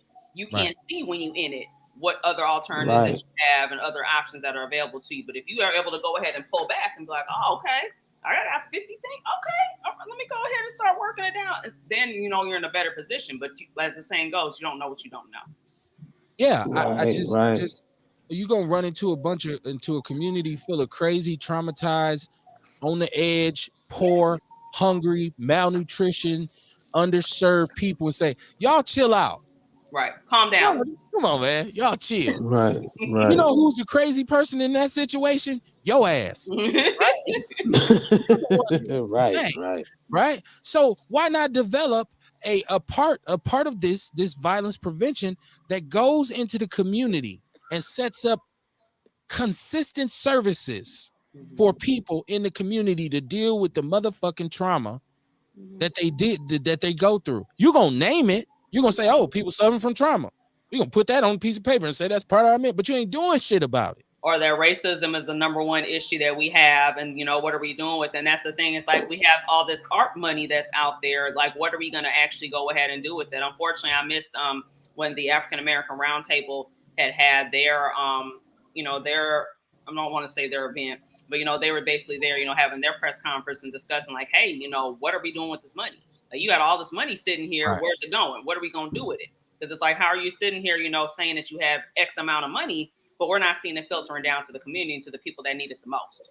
And then who's going to go ahead and now administer this? And how are we going to administer this to make sure that it works properly? Because you hit it right on the head. It's like, okay, we know there's mental health issues because we're traumatized because of systemic things that have happened to us. You putting us into these situations and you looking at us like, okay, well, why are you mad? I'm so mad, I don't even know why I'm mad no more. So what you want me to say to you? Like, you know, it's like, I don't know where it's coming from anymore. And it's like, it's trickling down. That's part of the white lies, though, the hypocrisy and the what we call pump faking. Yep. Right? Because you're going to tell me Milwaukee County, I'm talking to you, and the administrators of Milwaukee County. Hey, we recognize racism and discrimination is a health hazard, and it's really a problem. But you don't change your motherfucking hiring practices, right? Because 90% of your highest paid employees are white, and they don't even live in the city. right? So that's like we're gonna have DEI training at work, and we're gonna talk about diversity and equity and inclusion, but you don't change your hiring practices. All you really do is bring in a couple more gay people, right? So anytime we start talking about equality and empowerment for black people, all of a sudden somebody gay slide through. I don't give a fuck what it is. It's when he show up, hey, I'm I'm an openly gay man and all this. It's like, what the fuck? We was talking about hiring more black people. Well, Kevin, we got two birds with one stone. We hired a gay black person. I ain't asked you for that shit. Right? So I know I'm ranting. I'm sorry. But I get upset. Sometimes we gotta, get in where we can. Because I mean, I would say it like this. My best friend is a gay male, and so gay black male, and so being able to go ahead and look at it, that way too, where it's like, at the end of the day, that's a whole other conversation as far as what happens. But still, it's like look, I say it all the time. We have to try to find a way to get in. I say all the time. Look, shout out to all gay people. Be as gay as you can be. Like if you gay, be in the Gay Hall of Fame. I don't have anything to do against gay people. I just don't like when you try to pair that with me being a black man, because while you pressing that, you forgetting that it's okay for me to be a heterosexual black man. Okay. And so you're going to take my rights for them. I'm saying them. It sounds divisive. I know. I don't give a shit. It is what it is, because I know I don't mean no malice towards gay people. They even have to admit, like, okay, well, shit, because we're not the same. A heterosexual black man and a gay black man are not the same. We're not. We black. We both black. We're both foundational black Americans, but we different. We're two different people, right? Because of his pronounced sexual preference. I guess that's what it's based on. I don't pretend to know the foundation of homosexuality. I'm just saying I don't want those two convoluted, right? But so when you start talking about diversity and equity and inclusion, you make it look like it's about hiring more black people, but really you just want to use it to give more gay people jobs. That's what it looks like to me, because I see these organizations that do this. They don't talk about black men, straight black men. They say we're here to serve transgender, lesbian, non-binary. What else? How many else different variations we got of men and women nowadays? We got pronouns now. Just put the plus on. Just go ahead and put the right. plus on. Right. So I look at hey, y'all talking about all these minority groups and y'all talking about getting them rights. I ain't heard nobody say nothing about the black male, the straight black male. I'd like to be included in the conversation. So, because there's a very famous research organization here. I would say their name, but I'm not going to say it because I might have to apply for a job with them one day.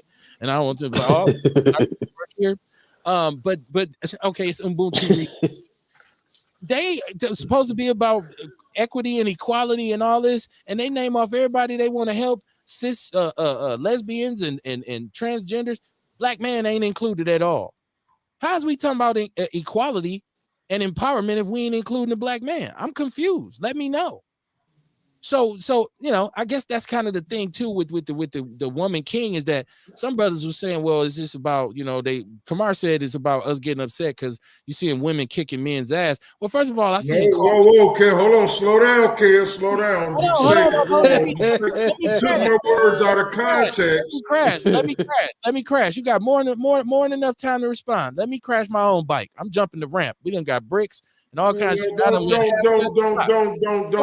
like that, though. I'm gonna say it ain't about that, because I grew up watching Coffee we was just talking about the movie being factual, so you got to be factual too.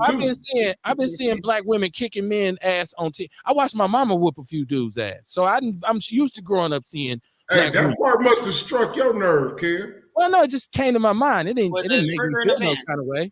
So hold on. So let me finish. I feel like the movie is an overt or undercover, I shouldn't say overt, an undercover way to introduce butch lesbianism into the spectrum. I have a bunch of bald head women run around with knives cutting dudes up. I feel like that. That's what I'm on tonight. Right? I'm on that. Right? What was you finna say? Come on, get at me. Come on, bro. Get at me, bro. It ain't about me getting at you. I'm just saying, man, say it in context like I said it.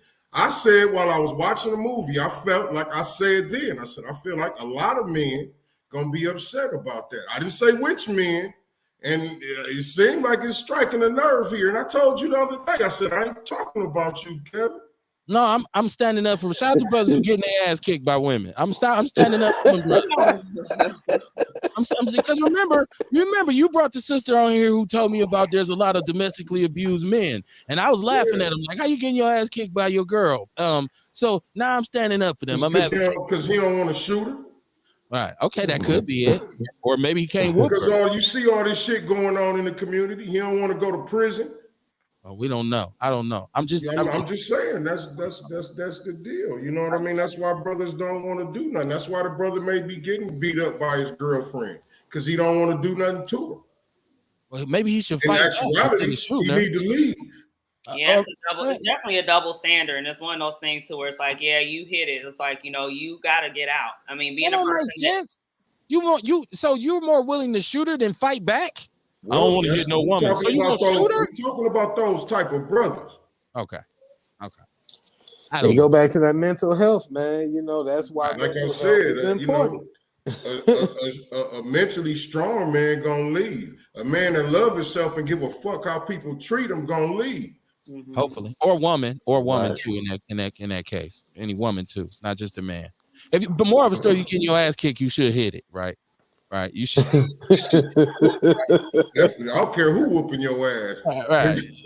Even if you're a gay man and your boyfriend is beating you up, you should. It don't make a difference. Violence is violence. I'm out of here, right? No. Shout out to gay people, man. Y'all gonna be gay, man. I'm just saying.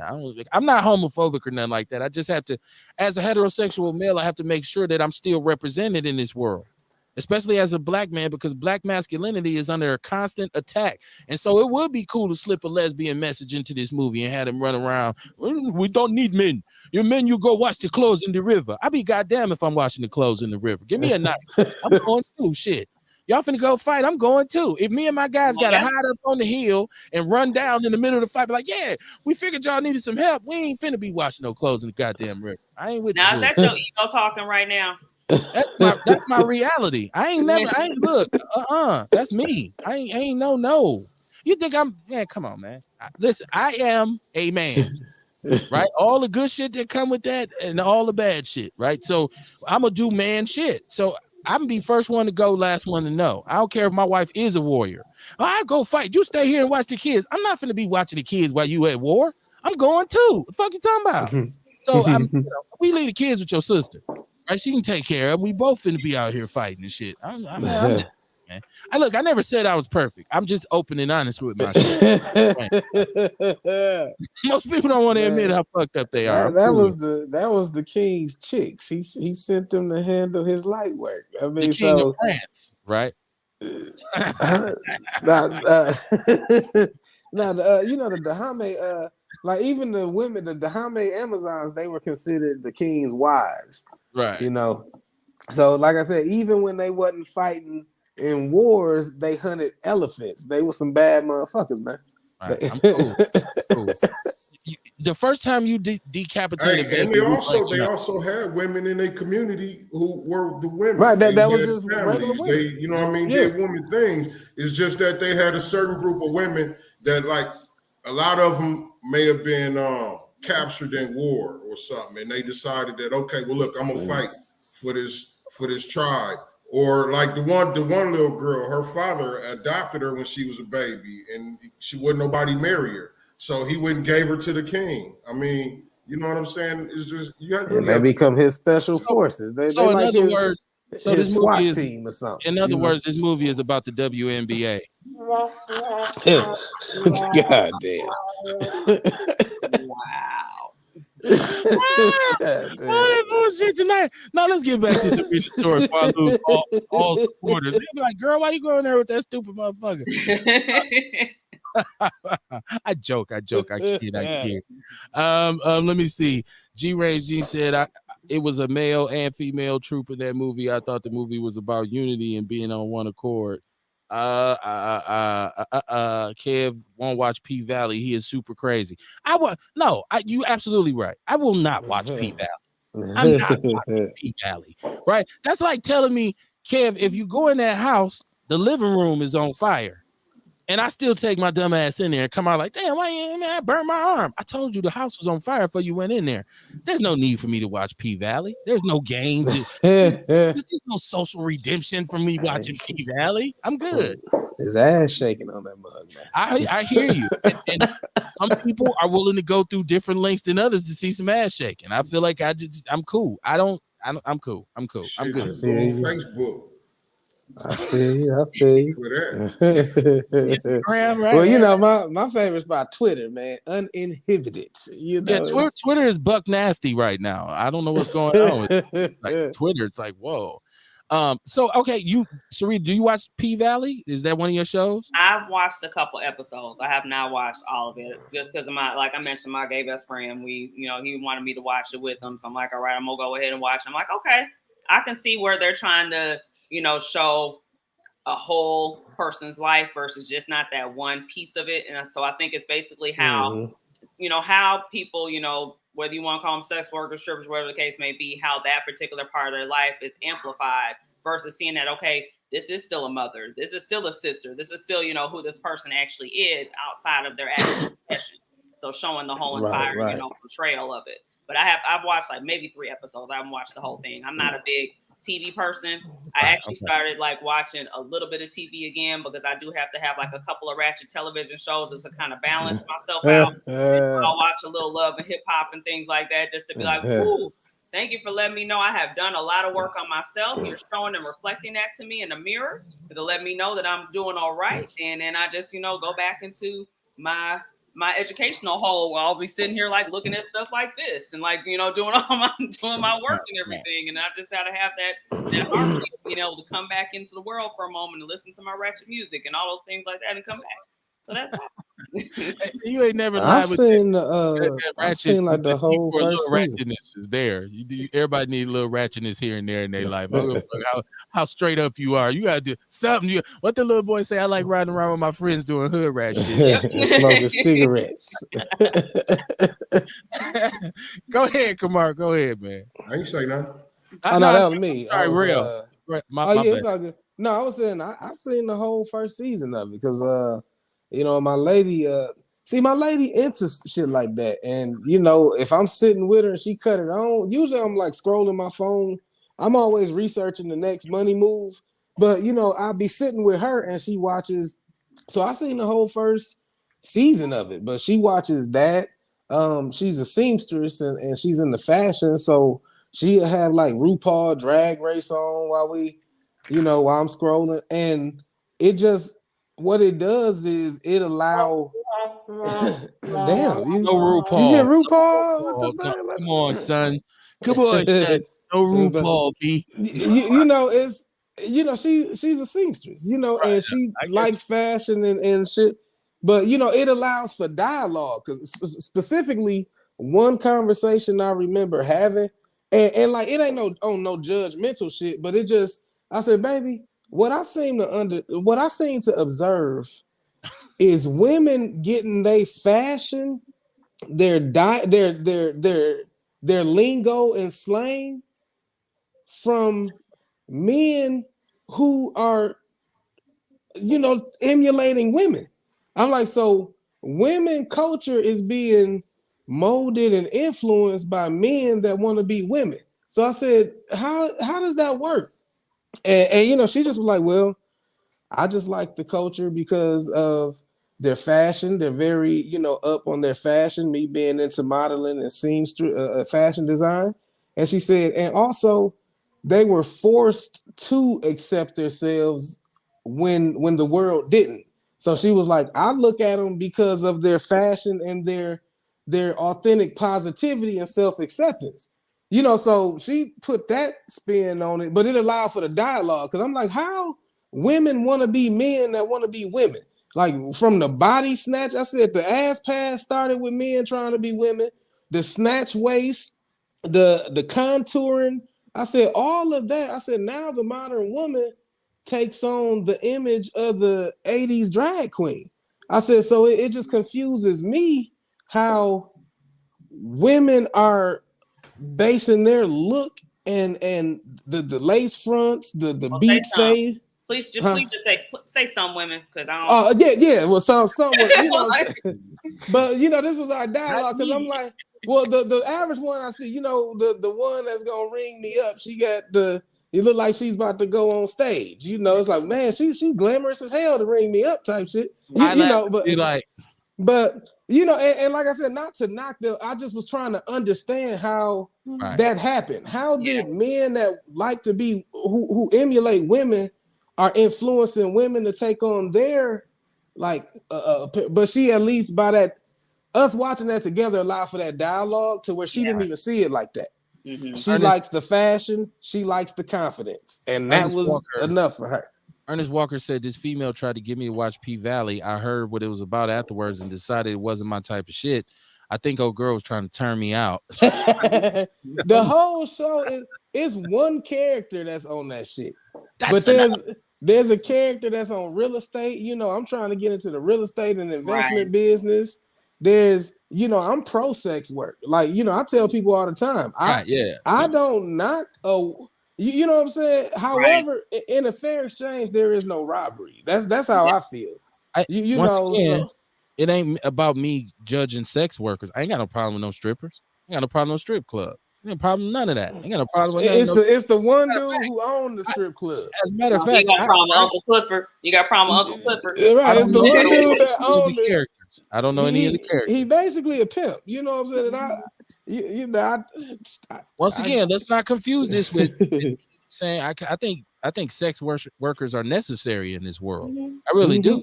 Mm-hmm. But it ain't about me necessarily saying, well, I'm anti-gay. What I'm saying is I don't want to see two men under any circumstances engaged in any intimacy.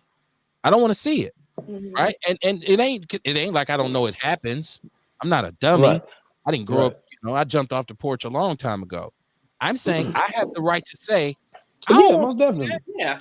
You know what? My wife likes to watch The First 48 and How I Got Away with Murder and Unsolved. She like murder with dead bodies and all that. And I'm like, snapped and shit. Watching snapped. Somebody done got killed. Like I cut his head off and got away with it. This come on A&E. What the fuck? So she'll True watch that. Crimes at the same time, I like to watch ratchet ass movies on Tubi. Especially the Detroit movies. And they in Detroit selling dope, gang banging, shooting at each. I'm watching this shit on. They be funny as hell, man. And she be like, dude, what's up with you in the ghetto movies? But that's what I like. So she ain't gonna sit and watch that with me. Like, I don't want to watch this. So we have to find it. We got to find a middle ground. Like, well, it could be murder in it. Like, we can watch John Wick because that's a mixture of action and dead bodies. So like we can watch that and be happy, right?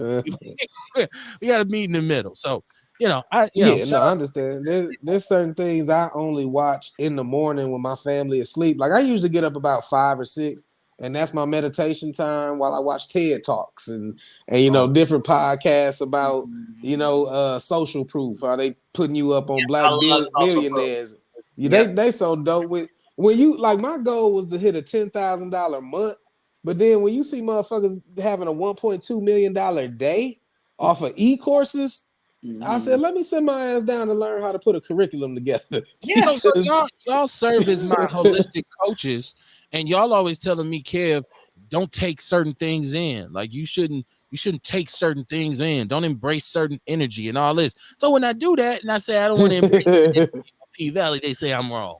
I'm just trying to be careful. I ain't saying you wrong. I guess it's my thing. I just wanted to know why. Like, cause a lot of dudes like that haven't seen it. That's they one thing. I heard it's a gay dude on there and they be fucking. Like me personally, that's enough. I'm not going. When I'm watching TV, I don't want to see anybody fucking because when I want to see fucking, there's porn. Like if you're gonna do it. I don't want that Cinemax dance and shit. I don't want that.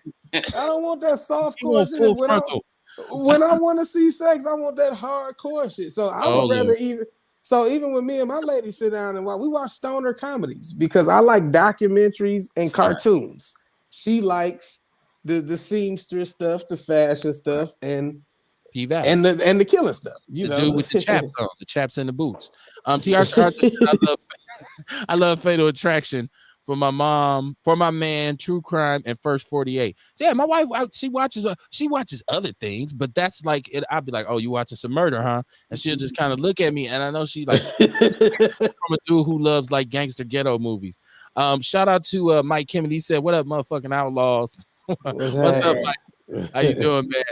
She said Peace. basically the movie is about strippers. It's only one gay guy. That's it. That's enough for me. That's all I'm saying. I don't need it to be 4 or 5, right? It only take one butt bang scene for me to say, "What the fuck, turn?"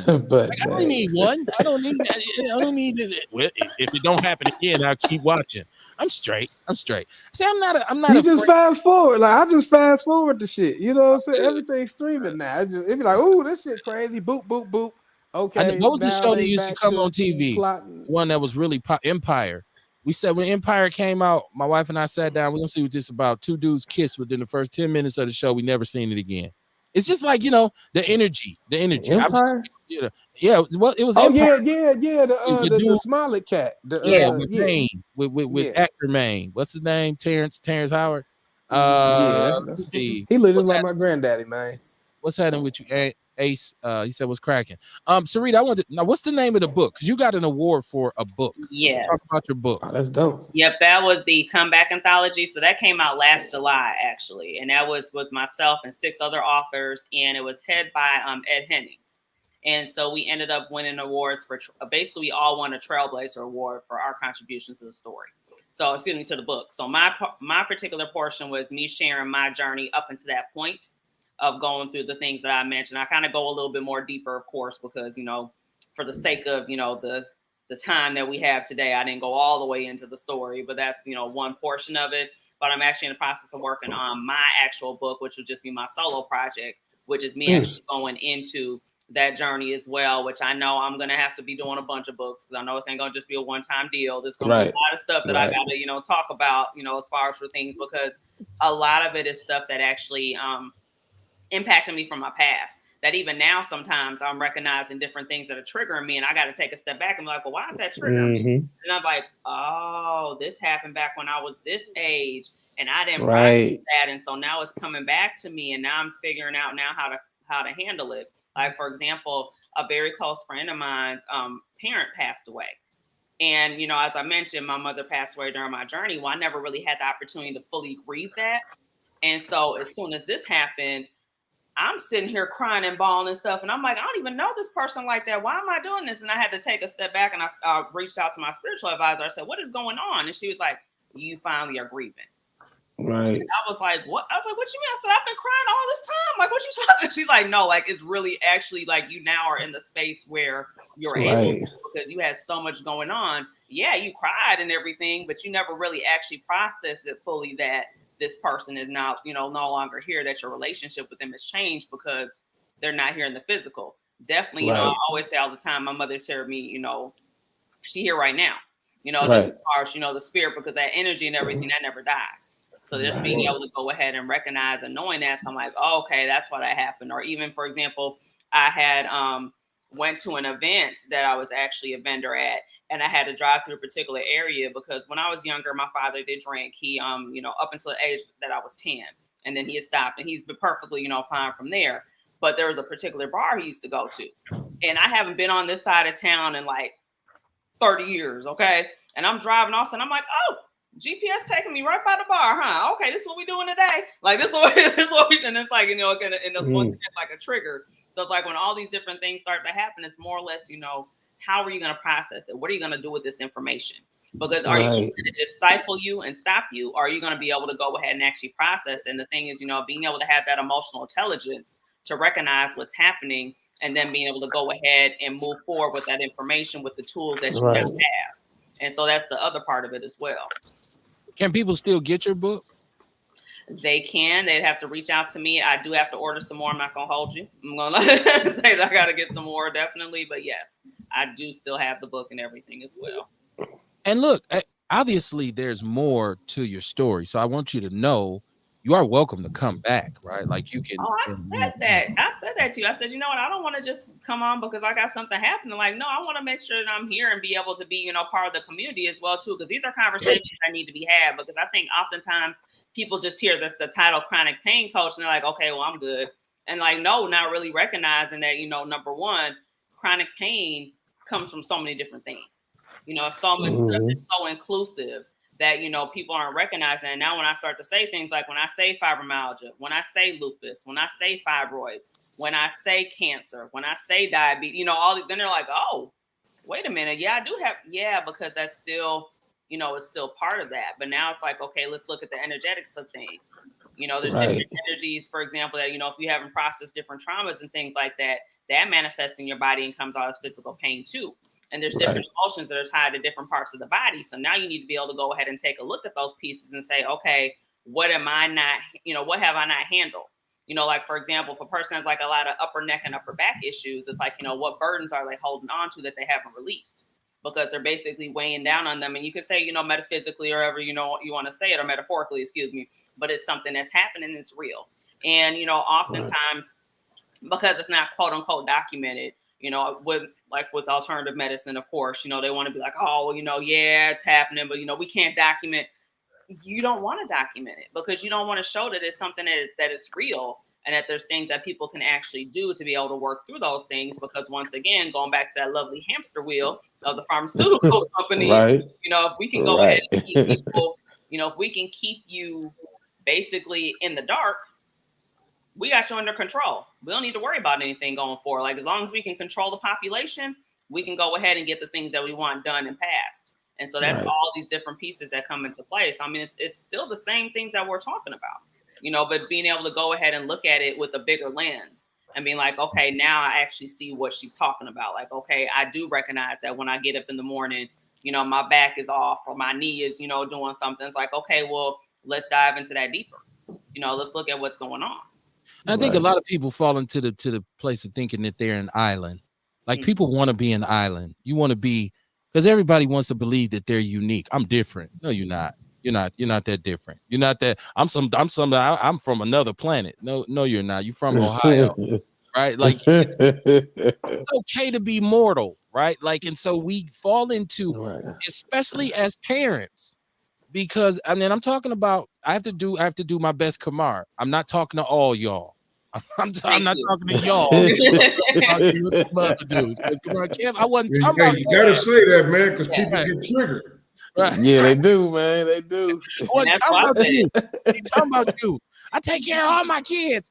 No, as a parent, you develop this kind of thing. Like, I don't have no room for error, right? I got to make sure these kids is okay, right? And when you get sick or you get down, if you're a responsible parent, the first thing that pops in your head is what I'm gonna do about my kids. Right.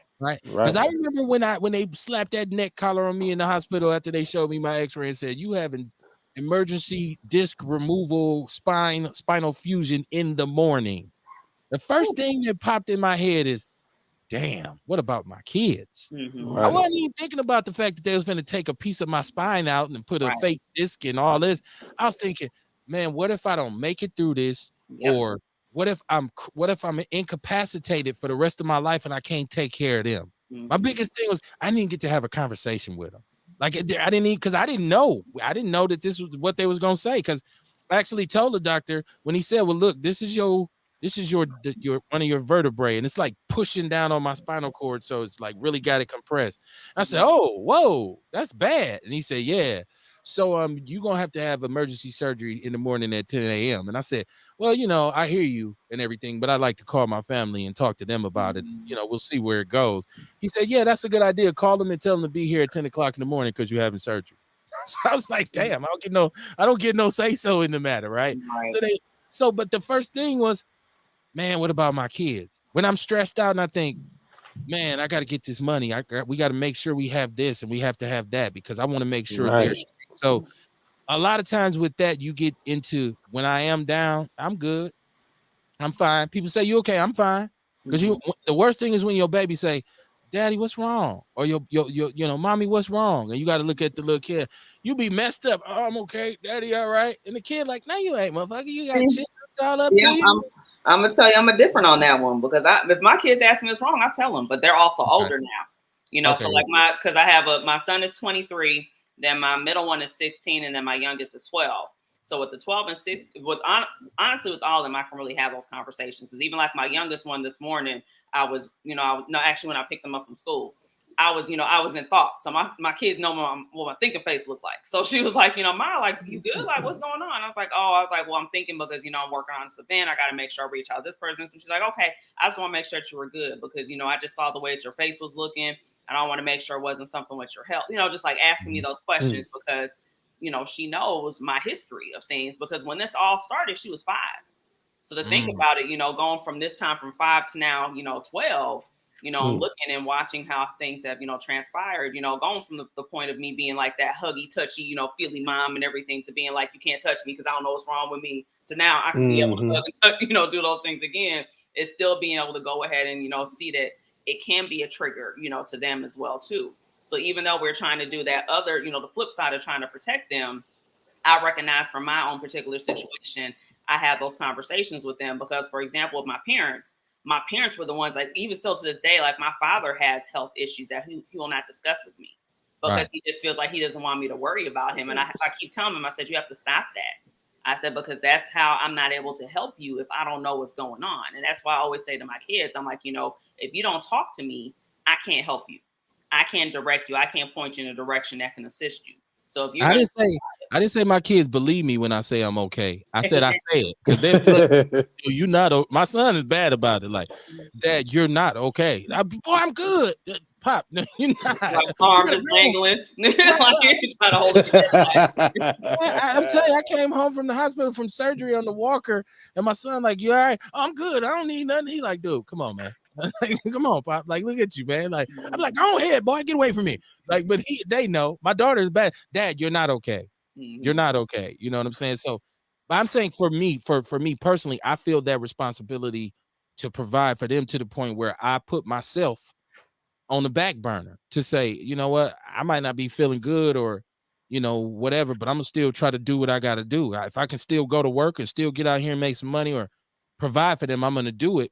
And without saying you can still do that and take time for yourself to say, you know what, let me wind down today.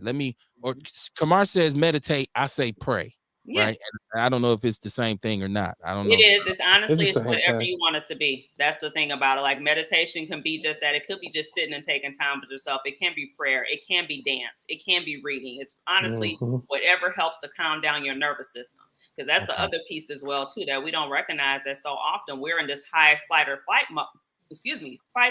mode that we're not able to calm down our nervous system. And we're wondering why all these different things are happening. Where diabetes comes from. Right. And so oftentimes, when you're about to go to bed and all some people are like, well, now I feel all the pain. I'm like, yeah, because your nervous system is finally starting to calm down. So now you actually can start to feel things. And it's because you've been basically trying to push everything down and not recognizing it. And I mean, there's so many different things that are, come into play when it comes to your nervous system as well, too, whether it's the way that you're able to, digest your nutrition and things like that as well, too, how you're able to process and what nutrients you're able to go ahead and, take in your body. Whether it's even your thinking, for that matter as well, too. I mean, there's so many aspects that come into play with it. Right. And that's another thing we talked about the other night is removing yourself from dysfunction. Yep. Like I know, like we talked about, sometimes you like a little ratchetness. While I am a cheerleader for foolishness in some regards, I call it controlled ratchetness. Controlled. Right. My ratchetness meter, my ratchet meter got to be, it's like your oil level in your car. Because in certain situations, like Kamar said trigger. Certain situations when it comes to dysfunction can trigger me. Yeah. Because I get frustrated and then it put more stress on me. I'll be like, what the fuck is wrong with y'all? Yep. Like, so I have to remove myself away from that. And in particular, like one of the things I have to say this out loud is like being in the hood and being with the homies that I grew up with. And we grew up in a constant state of flux a lot of times as young black males, because you never knew when you was going, you didn't know if you was going to make it home, right? A lot of times when you was in the streets, you say, look, I hope I come back alive, right? Tupac say, if I die tonight. So we kind of grew up with that. I'm going out on the block. Ain't no telling what's going to happen. That was already there. But there's always strife, right? If I'm with 12 of my homeboys, 8 of them could be at peace. 4 of them could have drama with any individual across the city. When he brings that to us, now it involves all of us because that's the homie, and I got to ride with him. So I may be at peace on my end, but if I'm constantly around dudes, he got beef with him, or we got shot at last night, or they shot at, we was fighting with them, we got into it at the club. All that stuff kind of balls up within you, and it'll drive you over the edge. So a lot of times you got to remove those people and say, no, I still love y'all. I just gotta love y'all from over here. Yep. Like I can't personally be involved. You know, you can't call me, talking about, okay, let me get a pistol. Like it's boundaries. I don't do that no more. And then, oh, you whole ass nigga, oh no, I still got the pistol. Be careful. I'm just saying, it's just not that kind of party no more. And because not only is it about staying out of jail, because a lot of guys, you just scared to go out of jail. No, I want to keep my sanity. Yeah. Because if I'm constantly under fire on shit all the time, I got to do this everywhere I go, my sanity is off. And then everything else starts to come unraveled. So a lot of times remove it, and I don't know, you love them. We love them. We all got that one friend that you love, but they ain't no goddamn good for you. Right. That's the homie, but he's staying some shit. My mom said, motherfucker, staying some shit. Stop hanging with him.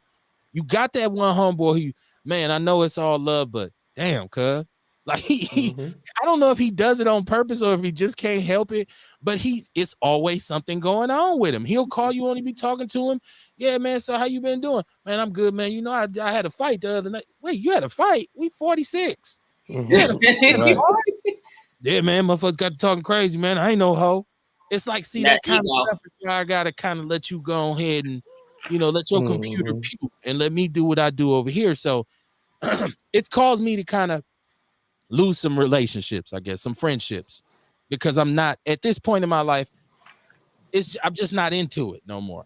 We sitting on the porch, and all of a sudden, I'm just not into that no more. We're in a different season, and that's the thing. It's oftentimes, you know, we're trying to bring people into seasons of our life that they no longer belong in, and that's oftentimes how that ends up happening. Even with the homie, he's still doing the same thing too, because he's still in that same season when he really is not supposed to be in that season. So all these different things that are happening to him are supposed to be the knock on the head, like, hey, you need to move on to your next season, but you still holding on to this and you trying to fight, you know, moving forward.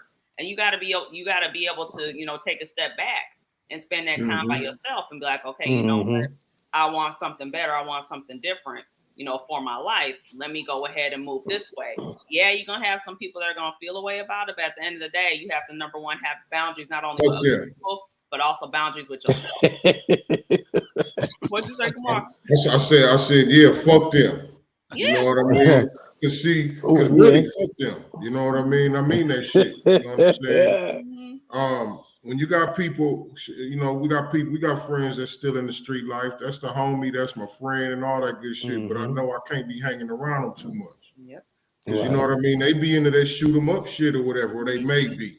You know what I'm saying? And that's their karma. Now, if I'm around them, I may be there when they karma come back.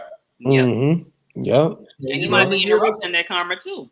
Exactly. You know what I'm saying? So you really have to move around from that shit, man. You got 5 friends. You got to stop fucking with them. I don't give a fuck how much you love them.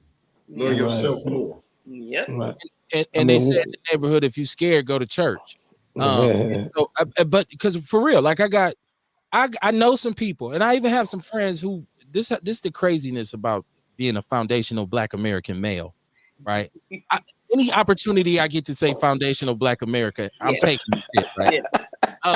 I got some homeboys who have risen above the situation as well. Like they've said, Kev, you know, I had to make some changes, man. I had to move around. But they still, at the drop of a dime, can be drawn back in. Yeah. They'll still say, man, but I got that's the home, like that's my, and I get it. But if the love was residual, here's the most important part. If the love was residual, that individual wouldn't want you to lose your peace by getting involved with a bullshit. A lot of times when I would have drama, and my cousins used to get mad at me about this. My family, I got a pretty big family of some thorough cats, right? And so I ain't saying we did Hatfields and the McCoys. I'm just saying we good, right? So I would have drama, and my family would be like, "Why you ain't call me?" Yep. And I'd be like, "Nah," because they hear about it and be like, "Cuz what?" And I'd be like, "Nah, man, that was my shit. I went on ahead. Cuz why you ain't called me, man? Why you?" And my thing would be, bro, you just got out of the penitentiary. Right. You just did 10. You just did 5. you already on the run. I'm not finna, especially if it's over some bullshit. Now, if it's some real shit where I call you motherfucker just stomp me out for nothing, man. Yeah, I'm calling you then. But if it was just some petty shit that I knew I could handle, there's no need for me to bring you in because I know you's a fool with it, and you gonna come. Not a whole situation is bigger than it could have been, right? Right. Now you niggas going to the penitentiary together, or dead, or we might die together. Yeah. The penitentiary ain't the worst thing. I could be dead, right? So, and once again, it ain't never really been for me about the fear of going to jail. It's just like, okay, shit, all that shit can be avoided. Right. I just be like, okay, well, that don't make sense. Like this, what makes sense, and what doesn't. Let me see. G Reigns. I'm sorry, G Reigns. He said, I'm scared to go to jail. I mean, come on. I'm not scared to go. I'm not saying I'm going to go to jail. I'm saying the fear of prison that wasn't the driving factor for me. I was, when I was in the streets, I wasn't like riding around like, I don't want to go to jail. I mostly didn't want to get killed, like, or shot up and left somewhere fucked up. So that was my motivation in the streets. Like, shit, I'm trying to get home alive.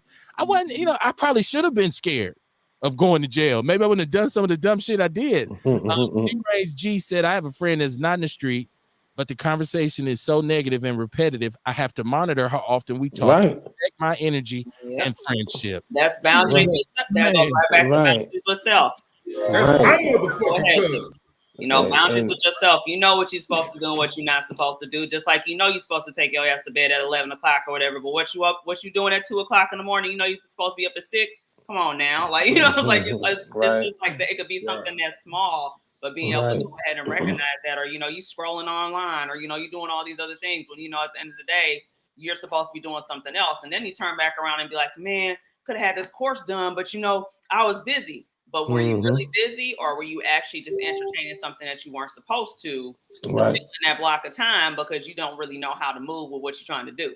It's always different things we do to ourselves to trick ourselves. We Jedi mind trick ourselves often. Right. I like what G Reigns G said. I like that to protect my energy and our friendship. Yeah. A negative and repetitive. I like that because we got partners who you want to, it's and even when you got some positive shit going, hey, man, I ain't on nothing. I'm finna go to my little baby graduation and shit, man. I'm finna go. Then after that, we gonna go out to eat. Oh yeah, man. When I'm finna go over here, man, these bitch ass niggas over here talking shit to my guys. These niggas. Well, I'll call you after I get out of my son's graduation. How about that? Right? Like, so after a while, it starts to be like, man, this dude, even when you happy, he want to bring you down. Yeah. Oh, I see you skipping around in the suburbs now, nigga. You ain't the same. I'll call you back. And people don't realize what they do. Everybody speaks from their perception, and your perception is influenced by your knowledge, experiences, all kind of shit.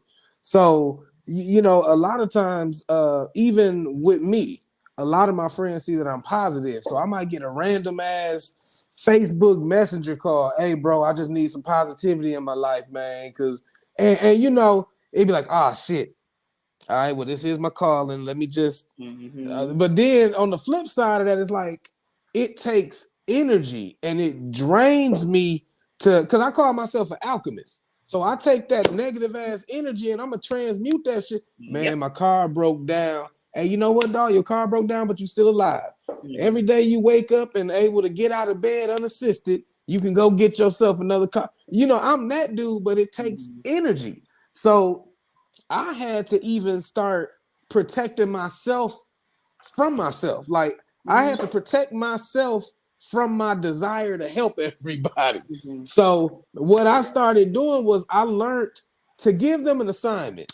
Like when somebody come to you with that shit, it's like, okay, bro, I'm going to listen to you. But when I'm done listening to you, I'm going to give you something to work on so that don't bring your ass back to me. Because when you come back, hey, yeah, fam, but did you do that one thing? Did you try that one thing I told you? Oh, okay, well, we have nothing else to talk about until you go. I had to start doing that for me because I was running myself into the ground. Now I got to figure out a way to just be like I said, I'm a perception management consultant, but I need to really give me a Booksy link and shit and start having people schedule it's like a meeting with me no, for but some seriously, fees. you do have to start doing those things like that too. And it's like I have like my own spiritual hygiene that I do on a daily. Like Right. for example, you see I have this candle burning right here. I push my like how you. I'm an alchemist as well too. So what I do is I push that energy Okay. into Yeah. that candle, and that candle burns that energy out. So that way, Okay. Yeah. like I do different things for myself to be Right. able to go ahead and not have that because I remember those days too, where I'll be sitting there, I'll be like, why am I so tired? Like I really Right. Right. and I think about, I'm like, well, who all I talked to today? And I'm like, Right. And what were they talking about? Did they come to me about their relationship problems? Now I'm looking at my lady side eye and shit. yep, uh-oh. absolutely. But then, That's but how that also shit still do going you back too. to what you were saying before, also looking at, the flip side of the limited beliefs, because you were kind of going into that as well too. That oftentimes people are projecting the different things that they're not able to go ahead and do. So then they're going ahead and they have that small, and I hate to call it a small mind mentality, but we're just gonna call it what it is. It is. That's It what really it is is. just like a limited, that oftentimes they were told the different things that they weren't able to do. And because now Right. you're going ahead and you're doing those different things, they're like, well, I had that idea, but I didn't do it. Okay. Right. Yeah, I'm telling you, it's a couple examples. It's like if you got that friend who never had no money on the weed, eventually you got to stop smoking with him because you're just enabling him, and he just comes back at the same time every Right. day because when you wake up, he know your schedule. But yeah, man, I figured you just be getting up, roll some, bruh. I'm finna stop smoking with you. But it's also, and this ain't no shot at nobody in particular. I have a lot of friends. I have a lot of people who I've encountered who will tell me to a man, yeah, that's why I ain't even go to college. Fuck that shit. That shit don't help you. Nigga, there's plenty of ways to get money. I tell my kids don't even go. And I'm like, in some cases, it's real. Brothers would say that wasn't what I wanted to do because it's not for everybody. Right. But in some cases, it's a motherfucker who wish he could have went and didn't go. Or he's regretful about it. So you got to recognize all that energy because I got some dudes who said, and I know they mean it. I knew you when we was 18. You wasn't college material, bro. I know you didn't want to go. But I got some cats who, bro, you wish you had been up, man. Because I had a blast, right? And I used to come home and be telling stories like, man, I'm just bad. Y'all should have. And they're like, man, for real, that shit happened, man. Like, yeah, man, that's how we be living. And it was all real. And so a lot of them used to be like, man, bitch ass nigga, lucky he could play football. I hope he get hurt. So I know you got to recognize because those people mean be some people like that. How many times you had an infiltrator sitting in your own camp and didn't know it? It is the worst feeling in the world to invite a vampire into your home.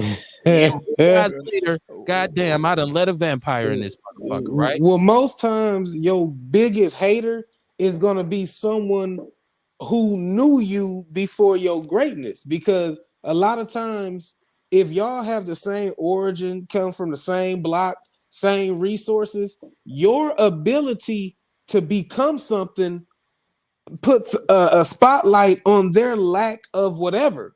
Because y'all had the same start and same resources, and you made something of yourself. Your greatness shines light on their inability to utilize the same resources. That's why motherfuckers get killed in their hometown. Yeah. Because it's somebody who, I knew that nigga when he was fucking with Keisha across the street. You know what I'm saying? And yeah, y'all both fucking with Keisha, but now I'm great. And you still fucking with Keisha. You get so much money, man, you damn near gotta move.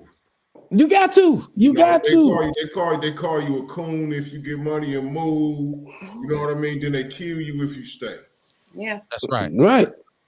And you know what? It ain't. And Kamar, I'm glad you said that because that's a great sentiment to kind of put a cap on what we're doing tonight. Because it's not so much about I'm moving away from here because I'm going to a neighborhood that's pretty and free of problems, right? Because crime is everywhere. Yep. Right? Most of the time it'd be about I'm moving away because I need new energy. I need to remove myself from a lot of the negativity in this area. Whatever reminders there are that could trigger me, the constant like repetitive nature of negativity, right? With every day I see you, bro, it's something different. Right? It's always an issue. So I'm a move so I can get some peace of mind and have my safe space where I can say, let me go out here and chill and take in some fresh air with no interruption. Like you find now I can go and sit and meditate without motherfuckers all up and ding dong outside, hitting on your window. Like, damn, I can't get no rest. Cause like Rail said, it's somebody, man, I don't know what to do. Like, can I deal with first? Like, let me call you back, bro. So I just, you're right. You have to move. And I swore, man, I love Capitol Drive so much. I didn't think I would ever move. I like growing up. I thought when I do get a home, I'm gonna buy one right around the corner from where I grew up at, because I felt like that was the best neighborhood in the world.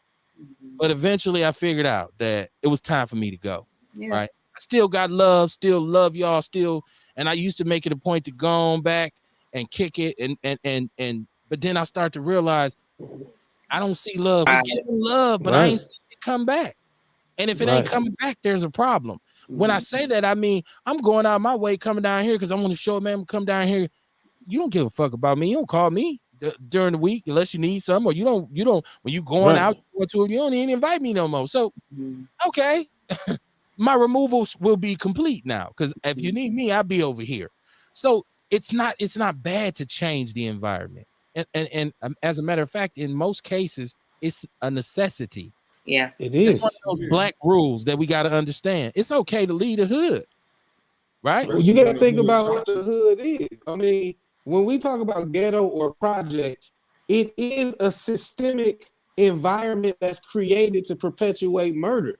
Yeah. Whenever you overpopulate and get rid of resources, it always breeds massacre.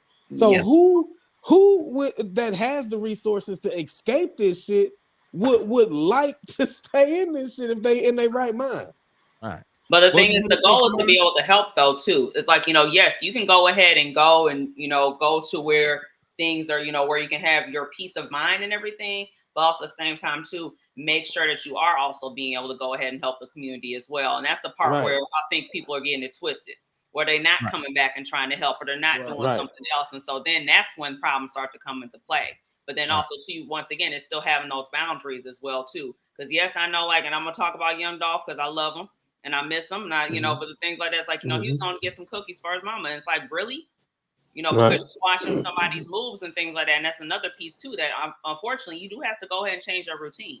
You can't always go ahead and do the same thing all the time, because people are watching you and they're trying to see what you're doing. It's that hard part with social media. And that's where I get a little because even though you hear me talking and everything like that, I'm a severe introvert. Like, if it wasn't for me having this stuff going on, I'll be like, all right, I'm going to see y'all in 2. Right. Come to the event on Sunday. Peace. Right. Look, I left my neighborhood, but anytime I got a chance to do something for it, I went back. So when we got the county resolution passed to create community restoration centers, they said, where you want to do the first one? That I said, Lincoln Park in the Blast Pavilion, right there in my neighborhood. When we talked about going into the Arab grocery stores, catching them foul, we went right into Lena's Gauss on Capitol and caught them selling rotten meat. We made them. We went and did a cleanup from 8th and Atkinson, from the low end all the way up to Capitol. Made them pay the little kids to help us. We had 40 kids get paid $25 a piece, and I made the motherfuckers grill some hamburgers and hot dogs. And it ain't health food, but we fed everybody in front of that motherfucker that whole day. So I ain't forgot. I still go down there, get my hair cut. There's certain things, certain places that I want food from. I'm still gonna go to the neighborhood. I'm just gonna go back to my place of peace when I'm done. So it ain't nothing wrong with that. Katrina Yvette Butler said, I got out. She said she got out. Said the whites are finding peace of mind in the hood. Peace of mind is not a place, it's a mindset. That's very true, but I think sometimes you can attach a place to it. Right. It is a mindset, but also, like I talk about detoxing. You gotta detox your body, you gotta detox your environment too. You know what I'm saying? Because the environment is toxic. Ain't nothing wrong with moving out of a toxic environment. Ain't nothing wrong with that. You know what I mean? I mean, it's like when we was growing up, the whole idea was to get out the hood. You know what I mean? And then when you get older, you frowned upon for leaving the hood. It's fucked up hood. You know what I'm saying? And to Dre Day's point, if you are an individual who say, Kev, I'm still in the same hood I grew up in, I don't have no problems. This is my community. This is what I love. This is where I'm staying at. There's nothing wrong with that either. Right. There's nothing wrong with that. It's just when you get to a point where the interference starts to become too much, it is time to leave. For me, it got to the point where it's like, it just no longer makes sense to stay here. Like, so and I didn't move far. I mean, I didn't say I moved out to Cedarburg or nothing like that. It was more important for the Move to Riverside. right. You gotta be careful, but you move to Riverside, you and me, Quan. All right. I think it was more beneficial to my family. It was more beneficial to my wife and my kids for me to move out the hood. It was more just because, like you talk about, as long as I stayed there, I couldn't sit on the porch 5 minutes without 5, 6, 7 cars pulling up because I was born and raised there, right? I couldn't. Everybody knew where to find me at. So whenever there was some kind of issue with my family or me and my wife, what's up, Kev? I'm outside. I'll be down there. You know, I'm gonna come down there. Or yeah, I'm finna roll through there. So it almost became necessary for me to establish a start for us, for my family, and my kids were small. For me to say, you know what, I want to establish my own footprint, and I want to grow from there. You know, God willing, I get some wealth. I come back over here one day and purchase some property, and move like that. You know what I'm saying? But at that point, it was important for me to move around. So if you're still in your block, you're still in your hood, you say you love it, man, more power to you. We need more people like you. I'm just saying, don't be afraid to move around if it gets crazy. Right. If it's not conducive to your health or mental health. She said, look, I love Milwaukee, but it's gotten out of hand. But I'm in Georgia around my people that want the same thing. I want glory. Nothing wrong with it. Once again, it became beneficial for you to leave. Only thing is, like my sister said, don't move to Texas expecting some different shit and you take ratchet self to Texas with you. It's gonna be ratchet down there too. When you change the location, you got to be of a different mindset too. Yeah. Mike said, good brother Dre, they are finding peace in gentrification. I don't believe they are moving into the heart of the hood and finding peace. Well, they probably scared as hell a lot too when they get down there and hear them goddamn guns going off at night, especially if you're in certain places. The hood is only the people. Brown Deer Northridge wasn't the hood till we arrived. Yeah, well, that's what we just said. You know, if you're gonna leave, you got to if you won't change, you have to change some shit about you too. Yeah. You can't say I'm third and Galena to the core, but I'm moving to Brown Deer, but I'm gonna still be third and Galena. Well, now Brown Deer turns into, and shout out to third and Galena. Somebody's listening to the show like, what the fuck you trying to say? And I don't even know if I've ever been on third and Galena. He said it's not the area, it's the people. Yeah. That's partially true, Dre. I can't disagree with you, but I think once again, you attach certain things, right? So for instance, to set this studio up here in my home, in my basement, right? For me, it becomes a piece of this house that I will never forget. It's something that's special. I don't care where I move, where we take the show. I'll always be fond of, man, I found a lot of peace sitting in that basement. And it wasn't on 17th and Capitol where I was raised at and I thought was the center of the galaxy. It wasn't. It was this. So I can attribute this location with the peace, right? But once again, I had to embrace a lot of changes in order to accept the peace. It's like I tell people all the time, people pray to God for certain stuff and be like, why it didn't happen, right? And I've always said, I don't think you should pray to God to bless you. I think you should pray to God that he prepares you to receive his blessings. Yep. Because he'll give you what you ask for sometimes and it don't work. You give me $1 million, you win the lottery, go crazy as hell and be broke in 2 years. Maybe you should have said, prepare me for wealth, Lord. Prepare me for success. You know, put your influence into me so that I can utilize whatever it is that you give me to the fullest. That was a realization I came to, you know. So you get good Kevin, bad Kevin, you know, won't watch P Valley Kevin. You get them all in the same show. So my sister, I want you to come. I want you to come back again. Anytime you have anything to promote, or if you just said I got some spare time on a Monday and Wednesday, I'm gonna go kick it with the Outlaws. You're welcome to do so, because that conversation is forever and ever and ever going. You know, time flies when you're having fun. It's 9:45, so that's tell you we've been on damn near two. My math ain't that good. I know it's over 2 hours. I just want to get, before you go, first of all, tell people how to get in touch with you if they want to get consultation.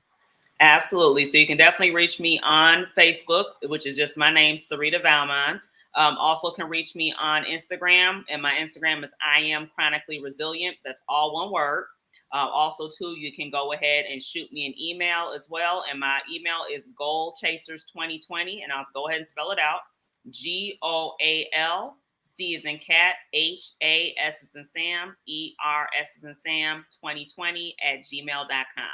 So those are the ways that you can reach out to me. As mentioned before, got the event on Sunday, which once again, that is a community event where it's basically for Chronic Pain Awareness Month, looking for community resources and also vendors as well too.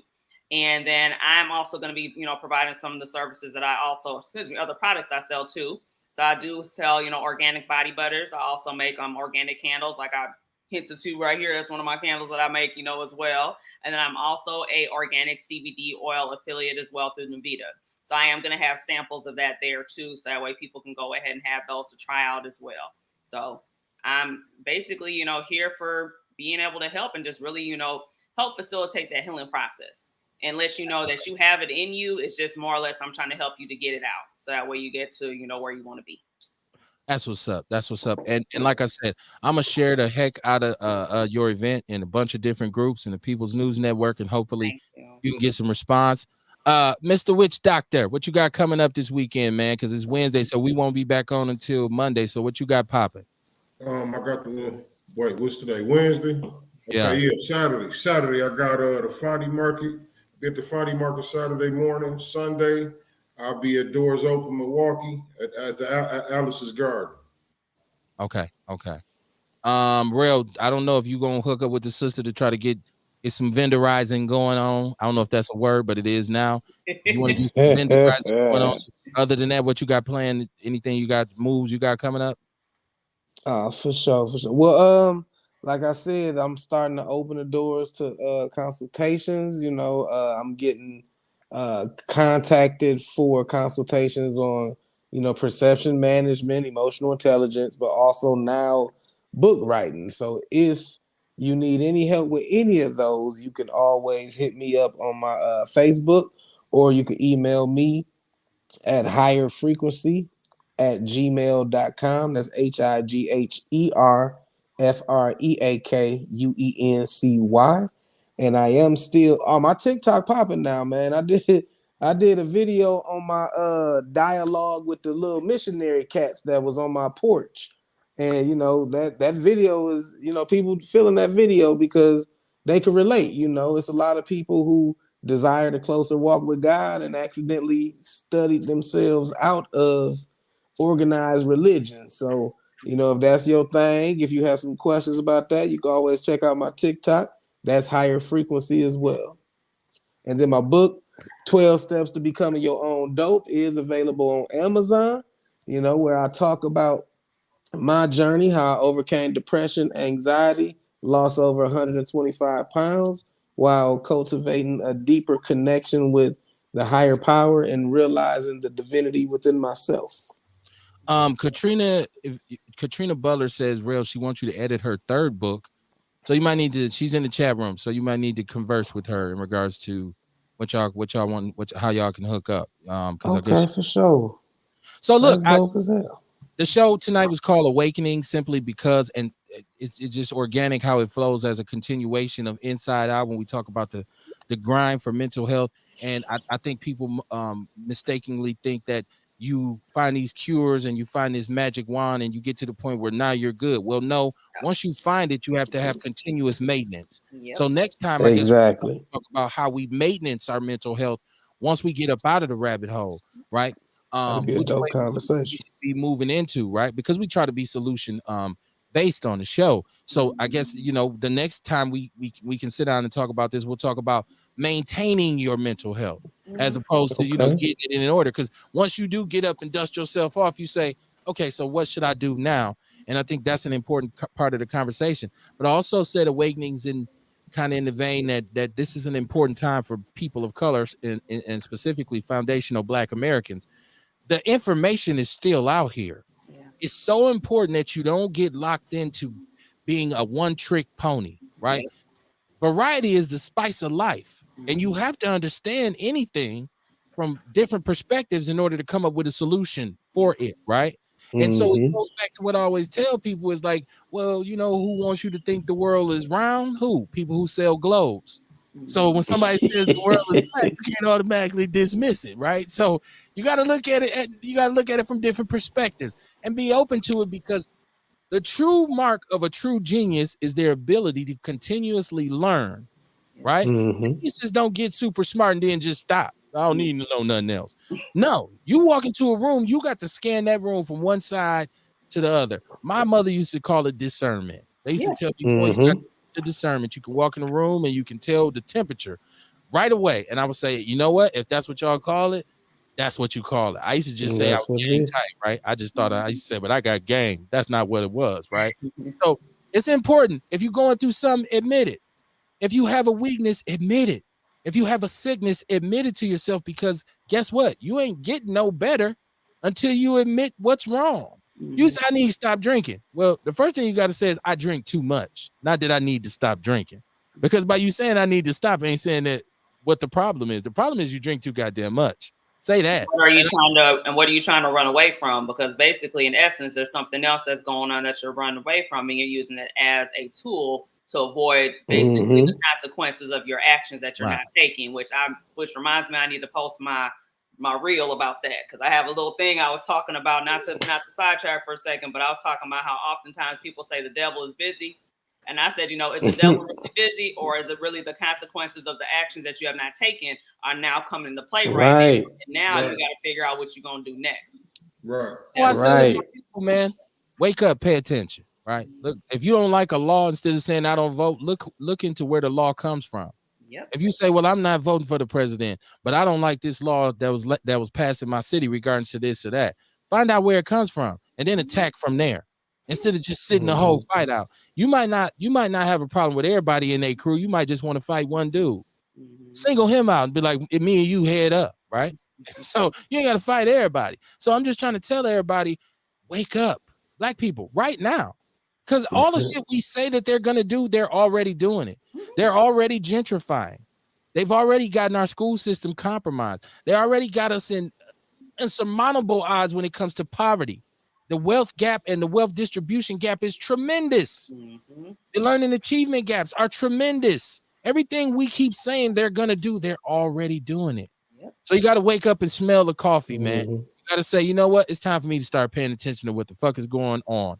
I guarantee you, when you stop wallowing in your own pity and start recognizing what your situation actually is, things will start to get better.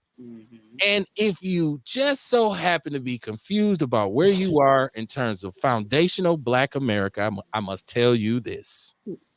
If your particular criticism of my community is greater than your specific contributions, your ass is a motherfucking coon. I will see you Monday, y'all. Peace and love. Thank you for coming, my sister. Peace. Thank you.